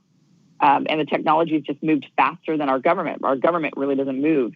So that's really what has to happen is a making of new laws. Look, a lot of people have talked about, well, maybe all of us could get together and do a class action lawsuit against YouTube or whoever, because this is eating into our wages and whatnot. But I got to tell you, like the person I live with is an attorney for that specific type of law. And he says, unfortunately, the law, it's, all they can do is argue the law, and the law is not on our side. There is no law for us. We have to change the laws before we can even get lawyers to sue, or that's what has to happen, is we need laws.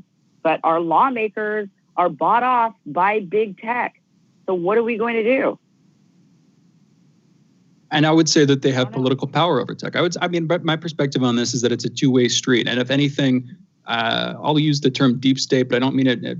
I mean the establishment powers, whether it's in the intelligence services or in Congress or in the executive branch, across the board, they want more of this kind of crackdown by and large. And there's some pushback on it, like you're saying, from Republicans, but that pushback is limited. And after January 6th, I think it's going to be increasingly muted. But I agree with you. There needs to be a legal recourse to this on a high level. We got to close this segment out. Kim, thank you for joining us this morning.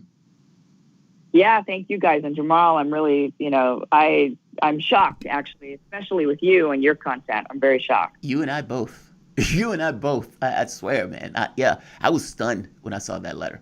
And especially the harmful part. The harmful part feels defamatory to me. Because it's like they're basically saying something that you're doing is injuring people. Okay, what is it? We're not going to tell you. You just got to, intuit it. It's nonsense. It's aggravating. But thank you for joining us, Kim. The voice that you guys were listening to is Kim Iverson, independent journalist and host of the Kim Iverson Show on YouTube. You can watch Kim's show on YouTube at youtube.com/Kim Iverson. You guys are listening to Fault Lines with Thomas and Stranahan. We'll be back in a moment with the wrap.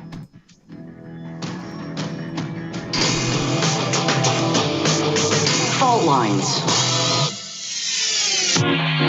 Stay tuned to Radio Sputnik. Yo! So, Sean, what do you want to talk about today? Well, Bob, that's easy. I want to talk about the need to stop the development of self-driving cars. Again, Sean, you're driving me nuts. I think the self-driving car thing's already out of the gate. No. It's never too late. See, now the leading experts in the field, just pick one, whichever one, leading experts have repeatedly warned us about the dangers of artificial intelligence. Look, I'm telling you, man, we have to stop the robots by any means necessary. I see what you did there. Yep. Tune into our show By Any Means Necessary daily from 2 to 4 p.m. Eastern Time on Radio Sputnik. And don't forget to call in at 3:20 p.m. to our studio number 202-521-1320. And if you miss us live, check us out on SputnikNews.com, Spreaker, iTunes, iHeartRadio, Spotify, or wherever you listen to podcasts to stay up to date on the latest political, social, and economic movements shaping the world around us.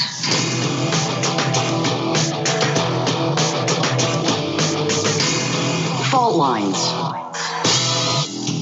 And we are back. You're listening to Fault Lines with Thomas and Stranahan, and we're now in the wrap-up segment for our show and our week. We're taking your calls, 202-521-1320. Again, that's 202-521-1320. We have calling in now, Tarif from New Orleans. Tarif, you're on the line. What's on your mind? I called you for the show yesterday. I have to repeat what I said yesterday on the show because I think it's important. Greta Thunberg tweeted out something 2 days ago and she took it down because she hit a backlash from it. It was dealing with the former protest. She tweeted out a toolkit where she got from Poetic Justice Foundation out of Canada, and it's basically run by people who call themselves Khalistani. And some of them is pushing for a separate state entity called Khalistan. In that toolkit, and when people did research on when I was looking on the articles online, that these people would actually is more than just a form of protest. It's like the infiltrating a form of protest and try to use the religious, ethnic, and caste system to create more fears and more division, and also to spreading rumors around as if Morty is going to have another massacre, what happened in 1984, basically saying that police going around kidnapping people, disappearing farmers, and, killing them, creating more and more problems. And the Delhi police is upset with Greta for tweeting that out.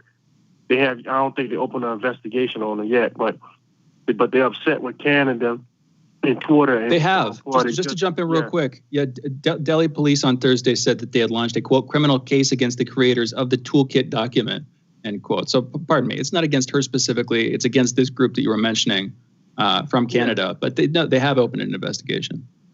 Yes, they have opened up an investigation. It was a big mistake done on her part, but apparently it gave an insight what's going on with the formal protest. The formal protest is legit, but they have outside forces that's taking it and trying to take the energy of what's going on and basically throw all types of stuff into it, like the caste system and the religious and the ethnic thing, problems in India, which we all know is going on evil, and the caste system is straight up evil. But they're using all that to make the problems even worse, right? And even the farmers is saying, actually stand up saying something's going on. We can interfere from outside. The farmers having negotiations with the government, but yet on the back end, you have some people portray themselves as supporting the farmers, but really they're not. They have a different agenda to create more problems to destabilize the Modi government. And one article to say that basically it's like the Arab Spring is now in India and is destabilizing India now. So the Canadian government, the Party of Justice, they need to be interviewed. Of course, Greta Thunberg, she made a mistake or whatnot. She should at least come out and say something that she retract whatever she didn't know was in there. But and specifically, just to fill people in, I mean, you briefly mentioned this earlier, but basically she accidentally tweeted a message sort of giving her recommendations for what to say on this. And then she deleted that quickly and then later posted, another toolkit that she had been given by this group. So it was accidental on her part. And the Indian government they did not mention her by name, but India's foreign ministry is talking about foreign individuals, celebrities engaging in quote unquote sensationalism, quote unquote, trying to enforce their agenda, end quote. So the Indian government is definitely responding to this. And you're right. It does reek of the Arab Spring style tactic where specifically Delhi police were talking about how this was a call to, quote, wage economic, social, cultural, and regional war against India, end quote, coming from outside sources. So I'll be upfront about this. I don't know too much about this story. Been looking into it, but just to fill people in on that, Tarif. Anyway, what were you saying? Oh, but yes. Is the formal protest is very important. And they're making gains, but you have outside forces pushing the ethnic problems in India, which is terrible in India because everybody else on the planet, people get along to a certain extent, but in India it's far worse. But the Indian government, from what I understand, they're working on this. And I know that the former government and the Modi has been working on trying to get rid of racism, trying to deal with the racism problem and the other problems in the country. And listen to Sadhguru speak, it is, the farmers is justified. So these articles that came out, they're the ones that brought up Greta Thunberg. And what she done was, horrendous, not knowing the full scale of what was in that toolkit, basically telling people other things besides, protests for the farm, basically throwing in the caste system, the religionism, the anti-Christianism, the anti-Muslimism that's in that toolkit. They's talking about other things instead of dealing with the formal protest. The formal protest actually unified people across the country for a time, Now you got now it's starting to split among those joining the formal protest and those against it because they think now the formal protest is almost like a terrorist group, but they're not. It's being infiltrated from the outside by people that have their own little agendas trying to take over or trying to say they're with the farmers, but they're not. So the problem in India is getting crazy and becoming out of control. Tarif, thank you for the call. Yeah. I want to come back and cover this more early next week.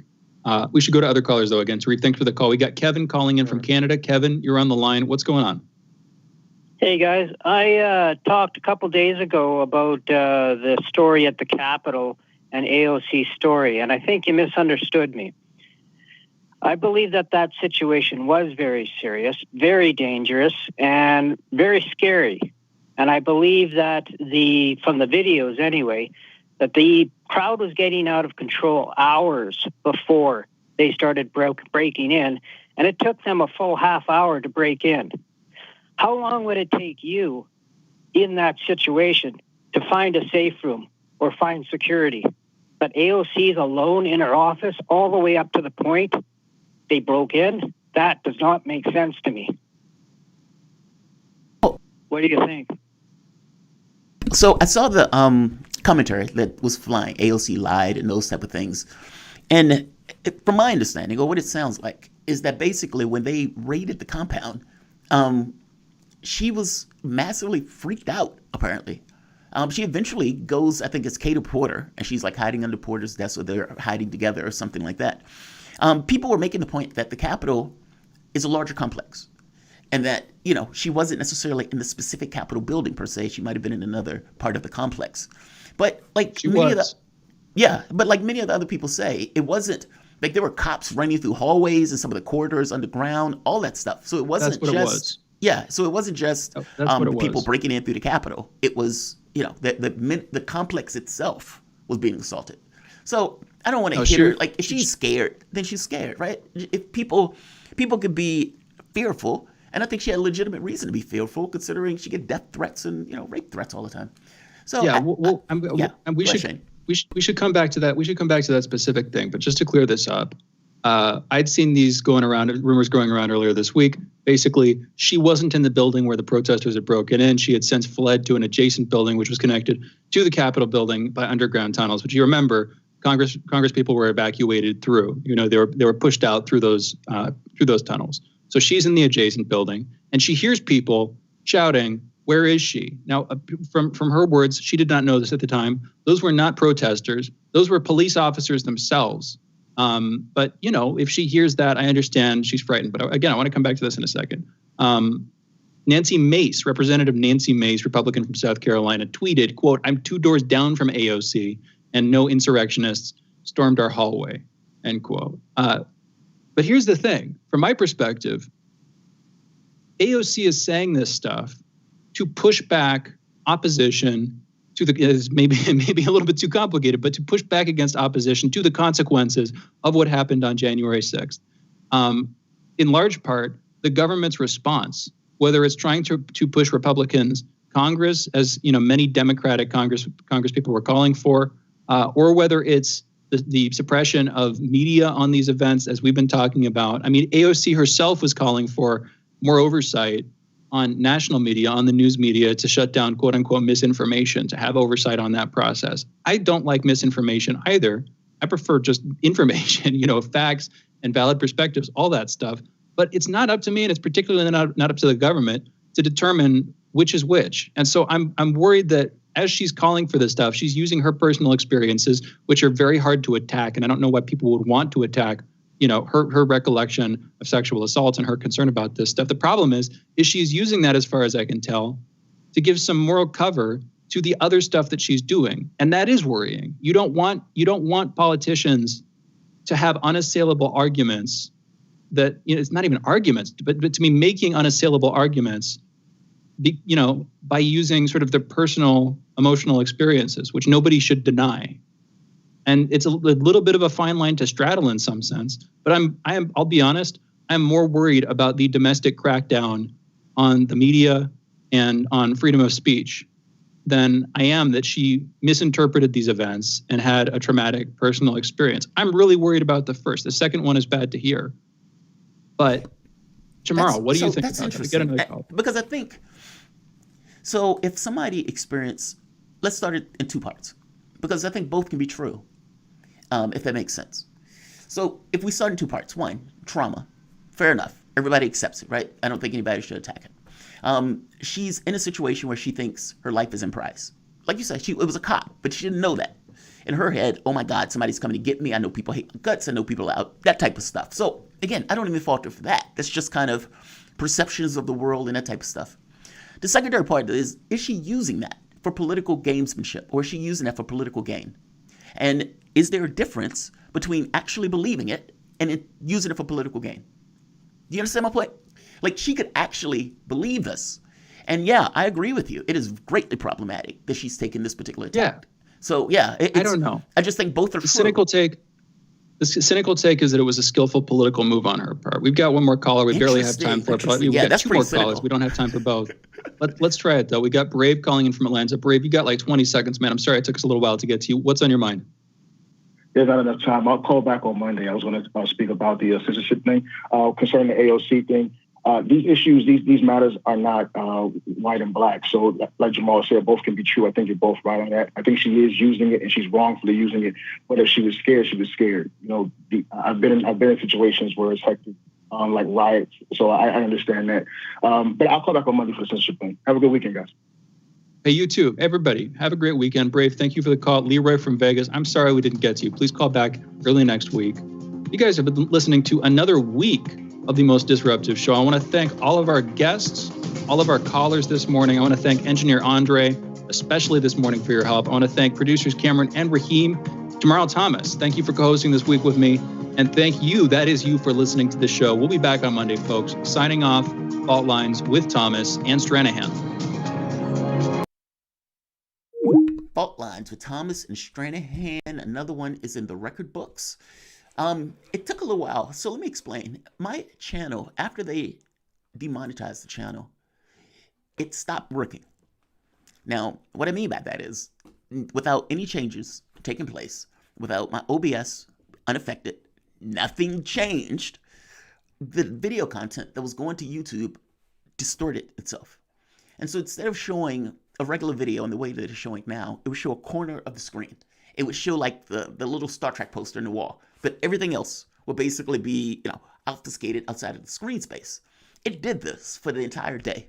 And so I had to go through, basically destroy the OBS. After destroying the OBS, coming back around to see if that worked. That didn't work. Changing the base size of the various things. That didn't work. Changing the canvas. That didn't work.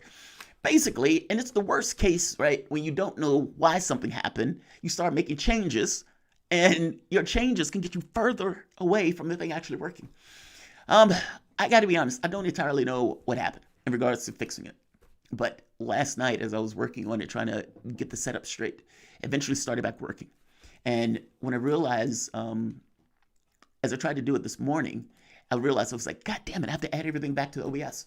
So, look, guys, what's probably going to take place, and I'm going to make a separate video on this, is plans need to be made in regards to mitigating larger societal shifts, especially on this notion of eliminating dissent or eliminating opposition. This gets to the whole thing of, is there a such thing? Is propaganda just the point of view? And if it is, then it loses all meaning, which means that the way that the word is used even for people who are coming back with an opinion that is different from your own, that they may actually entirely be right on from a different perspective of events. And in our situation, from the standpoint of the United States, we've gotten to the point where that level of dissent can't be tolerated. You must understand why, though. The dissent can't be tolerated because the arguments that are being made against the military, or for that matter, against the state, or for that matter, against corporate power, show a differential between what the United States says it is and what the corporations say they are and what the military acts as if it does versus the reality of those things. If we are pointing out the reality of those things, you can imagine that all sorts of structures of power get dicey about that very particular prospect. There's nothing on the channel that's harmful. And I got to be honest, it's defamatory. There are times where you would do like YouTube will hit you with a strike or something, like a copyright strike. And copyright strikes, I think I had one several months ago last year, but that's irrelevant to quote unquote harmful content. That's just you're playing a video that somebody else wants to take credit for. Fair enough. Making an argument that basically the content, however, is harmful is different. And you have to show that. And at the end of the day, they're not showing it. What they're basically making the argument about is that it's harmful because they need to shoehorn that term in harm, as opposed to, yeah, we're making a political distinction because we don't necessarily want you on our channel. And in making that political distinction, we also want to be able to do more cat videos as people, that's cash. Now, it's aggravating. But you must understand, I strongly believe that the origin of this, or the primary position of this, is an inability to control the narrative. And it's the inability to control the narrative because people see how the real world is. And they realize what media is saying is basically backing up an American perspective. That may not be true. And so you can imagine people have some feelings about it when you point out that what they're saying is full of it or is belied by the evidence at hand. And look, we are always open to have those conversations. This channel, the goal of it is to be the integrity. I could be wrong. And I have no issue with admitting such. I mean, you can see even in the middle of interviews, I'm like, oh, yeah, you're right. It's not putting on airs. It's not an issue of, yes, it's ego, but it's not an issue of disingenuous or dishonesty. And I don't have that same feeling for mainstream media in the United States. They are state media. You can point out the things that they obfuscate. You can point out the perspective that they take that is just ridiculous. Are there boots on the ground? Yay or nay? Did Jake Tapper know that the United States was basically dropping weapons and money and whatnot into Syria in order to topple the government? Would mainstream media say that? No. No, they won't. Is that a perspective issue? No, it's not. Is it happening? Is it flat fact thing? Meaning it's true or it's not true. And if the media doesn't necessarily choose to show it because they want to take a certain American perspective, then they are, by definition, being dishonest. I hope you understand what I mean. It's my job is to point out what is taking place here. And I've done that on my channel for the last 4 years. And that job hasn't necessarily changed at all. I point out stuff that I find to be problematic in this particular country because this is the country to which I live. And it's this country to which I want those things changed. There are all sorts of people that I grew up with that are in very bad straits from the standpoint of poverty or medical stuff. And those are things from a political standpoint that need to take place in order to smooth out the rough edges. I will tell you this. If you smooth out the rough edges, if you get people their needs, let's say Maslow's needs, the theory of needs or whatever, the hysteria in your country dies down. The need to muzzle opposing points of view die down. It's the hysteria. It's the 95% of income to the top 1%. It's the friction in the society itself when the society is not taking care of its people. That's the issue. That's the core of the issue. And for people to point that out, it behooves state media like CNN or MSNBC or Fox News to basically attack and say, no, that's not true. Look at the other thing over there, the shiny object. Look at the Chinese. Look at the caravan that's coming into the country. Look at the Russians touching Lady Liberty's ass. And you're defiling her in this way. Like, this is the shit that they put out as opposed to dealing with the real material concerns in the public itself. So, yeah, the shiny object thing is fine. And this puts me in mind of like Nazi Germany where they had the situation where they were putting people in prison for listening to British news sources. Now, yeah, this was in a war. But the fact of the matter is it became necessary because the reality of what was being said by that government and media in that government was dramatically different than the reality. The BBC only had to show the reality. They didn't even have to use propaganda in that sense. This is what's happening. They're getting their ass handed to them, et cetera, et cetera, et cetera. And you can imagine that embarrasses the government in and of itself. I'm making the point that the same thing or something similar has happened here. None of this stuff was an issue when there was a more balanced society. It wasn't an issue. It became an issue when income inequality spiked, when Sanders made his run for it, when Donald Trump was able to make his run for it. And what is in common? Both of those are populist candidates. And that, that's a popular will of sorts, I think freaks them out big time. Deal with your affairs. That's it. Deal with your affairs. This hysteria goes away. But they don't want to do with that. So instead of dealing with their affairs and trying to come up with a reality that works for most Americans, instead the choice is basically we just cover up the opinions, just duct tape it away, and we're going to pretend like everything is great. I hate to tell you this, by definition, as a flat fact, the things that these guys put out there from this quote American perspective is literally propaganda. You could say that all political points of view are propaganda, but I don't necessarily know if that's entirely true. I think people can have good faith conversations that come at different sides of that particular debate or that particular conversation, and both are being honest in the way that they're arguing with it, despite the fact that they have an argument in it. Things are subjective, right? Things are not necessarily always as 1 and 0. So dealing with real tangible issues, of course they're going to come up, well perched at a particular side of the world. It's disingenuous, though, to pretend that the other side doesn't exist, or that the argument is entirely illegitimate just because of the platform to which they are on. And if that is true, then MSNBC, Fox News, CNN, all of those function as state media, if not in technical aspects, definitely in practice. So whether it is an official state media or not is almost irrelevant to the cause. Go back and look at the conversation with Jen, what's her name? The one that ran for the Green Party, Jill Stein. And Jill Stein, on CNN, they asked her, she basically made the point of like, how are you guys making all of this hysteria about Russia undermining the U.S. government in that election? What about Bill Clinton? What about the engagement? We are the ones that went into their country at one point, not the other way around. And he asked her, he says, he makes the point, he says, that sounds good from, let's say, like a rural perspective, but we're in America, and shouldn't you have an American perspective of things? I'm paraphrasing, but it's that. Isn't that American perspective propaganda in and of itself in the way that it will operate? Yes.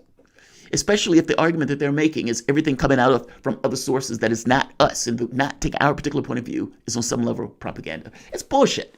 Tired bullshit. But I get it. It's the politics of it all. And in their case, we're having these kind of geopolitical fights and whatnot. And within the context of these geopolitical fights, you want to make sure that the other people are listened to less than your own side. But again, I'm just ended on this. That has a lot to do with failure in this country, and honestly a decline in this country. Because if there was no decline, if people were happy, if people were healthy, if people weren't dying to the tune of 500,000 people, this would not be an issue. Like, share, and subscribe. Thanks so. I'll see you guys maybe later today. I have a lot of appointments that I need to get through today, so maybe. Jamarl, your perspective isn't American enough. That's it, right there. Sorry. As such, justified in stealing from you. Right. That's it. Jamarl, your perspective isn't American enough. Sorry. As such, they're justified in stealing from. Yes, that's it. That's it. That's it. Garden. That's it. I mean, it's like, you must understand, we take all comers in our arguments. We take all comers. We have people coming on my show by itself that's not affiliated with the station, but especially for the station, we take all comers. If they want to come on and make that case, make that case. I mean, we have Democrats come on who have sideways comments about it, but they still come on and they're still willing to have the conversation, still willing to have the argument. And look, at the end of the day, we have far more leeway in the things that we can say and the things that we can do than any of those guys who are out there who are literally pushed often to take a particular perspective. Our perspective is our own. And you may have some people that are on the left, you may have some people on the right, but at the end of the day, we can give our point of view. So, the YouTube thing is worrying. The conversation asking about Sputnik and RT is just chilling. And then you think to yourself, well, so wait. Are you going to get rid of Press TV? You're going to get rid of Telesur? You're going to get rid of Al Jazeera? How many of these networks are you going to get rid of? And are you going to do a blanket we only need American news from here? It's fucking ludicrous. I'm going to say like, I'm going to say share, I'm going to say subscribe. Ryan Gorman, get on Rothkin. I will.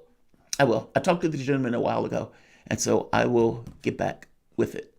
But it is very aggravating. Barbara Mercer. But if you don't point out and word speech, how can you get your mind right? It's like you guys got to get your mind right. Get your mind right. This is happening all over the world. Maybe. It could be.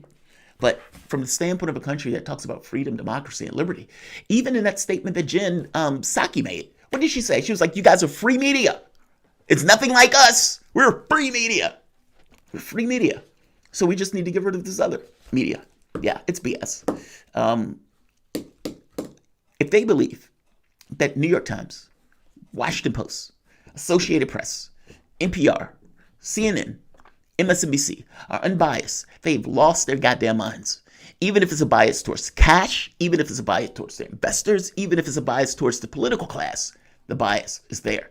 So say what she will, but this, I'm not going to take a lesson from her in this nonsense. All right. What we have here is a failure to communicate. Yes. Oh, gringo. That's exactly what it is. All right, guys. I need to get an appointment. Jamarl's allegiance is to Starbase 12. Luca Clemente. What's going on, Luca? Luca, I haven't had the time to see your response. I've been trying to get that response out for like a month. I keep fucking around. A lot of stuff went on this week or this month. That's all. I kind of went into myself for a while. But, yeah, guys, I'm going to say like. I'm going to say share. I am probably going to be doing a video a little bit later today. Like I said, I have a few doctor's appointments. But I also need to take a little bit of time to figure out what I'm going to do from the standpoint of transitioning either to Rockfin, and there's another one that was recommended by my subscribers. But, you know, let me say this, and I'll end it on this. When I stopped working as a software engineer, a lot of stuff in my head go towards what do you want to accomplish? What do you want to do? And once you define what do you want to do, how do you do it? Oftentimes, the moment that you prioritize what you want to do, then all sorts of powers can be used at your disposal. Figure it out, especially if it's something that you're dead set on. In that process, you think of negatives, you think of positives, you think of problems that could come up. All of that stuff come into foray. And so sometimes you don't really have the ability to maneuver, and you don't necessarily have leeway. And so sometimes you're stuck in a precarious situation as things go forward. When I stopped doing software and I was only doing my channel, it was this feeling of like, there's a level of freedom to it, but there was also this level of worry. Because my thought was always, okay, what's next? What's next? What happens here? And if anything happens where YouTube shuts your channel down, you're screwed. You don't have control over the medium. You don't have control over the application itself. At the end of the day, they can bring out anything out of their ass and shut your channel down. So it was always an imperfect solution. And it was always a situation where there was a time limit in regards to what you needed to do to change over into something else before this took place. So, you know, for a year or two, you can't do anything. You're just stuck, right? You're trying to grow your channel and everything else. You just hope that they don't shut it down before you can get it ready, because otherwise you're back to where you started in regards to software. By the time the channel started to grow, though, and started to get a little bit expanded, it's still that fear that they could shut it down and steal your money in doing it, despite the fact that you've gone and you've up to like 28, 30,000 people. So the job for the radio and that type of stuff, it's, in my head, it's a balancing thing. It allows me to mitigate whatever damage YouTube could do in and of itself while maintaining the ability to kind of continue to work and do my job. And vice versa. Meaning, if I needed to leave the station, the channel was always there. So to me, one helped mitigate the other, if that makes sense. If one is lost, I still have the other and vice versa. To me, it was my way of mitigating the situation and maintaining myself and keeping it whole. That still doesn't make this easy. And it still doesn't feel good. Because I'm apoplectic over this. Like this, my channel is not Nazis. My channel is not, the vaccine isn't real, that type of stuff. None of that stuff comes up. We have those fights, yes. But the channel is not, that's not the perspective of the channel, either for this one or the one with Shane. And so if they're making the argument that you have harmful content, well, harmful has a certain connotation associated with it. If you're using that word for Orwellian reasons, you're doing it to blow smoke up people's ass for some other reason. The content is not harmful. It's bullshit. And moreover than the content is not harmful, it's still aggravating despite the fact that there's this kind of secondary thing of maintaining myself in the process. So I don't know. It's aggravating. The show is still going to go on. You guys can still contribute to Patreon or PayPal if you want, even if we can't do super chats. And look, I appreciate all of you for, having to deal with it on some level. Like I said, it's embarrassing in a weird way. Not quite sure where that one comes from, but it is, strangely enough. But nevertheless, it's we go on. There's some people in far worse situations on this. I mean, somebody who might have just started, or who's just trying to get up to speed, or who's that type of thing. Those people are going to be crushed. There were certain people who had like the show for like 2 months, had just gotten monetized, and all of a sudden we're down. So, if people didn't want to watch your channel, they don't have to. And if it's the thing of, there's certain videos that they believe they need to demonetize, okay, fair enough. But demonetizing the entirety of the channel is just jumping the fucking shark. And there needs to be some response. There needs to be some vigorous response. And I don't quite know what that is yet. But this should not be, this shouldn't be just warmed over. I'm going to end this. I'm going to say like, I'm going to say share, I'm going to say subscribe, and I will see you guys a little bit later today. Thanks, guys.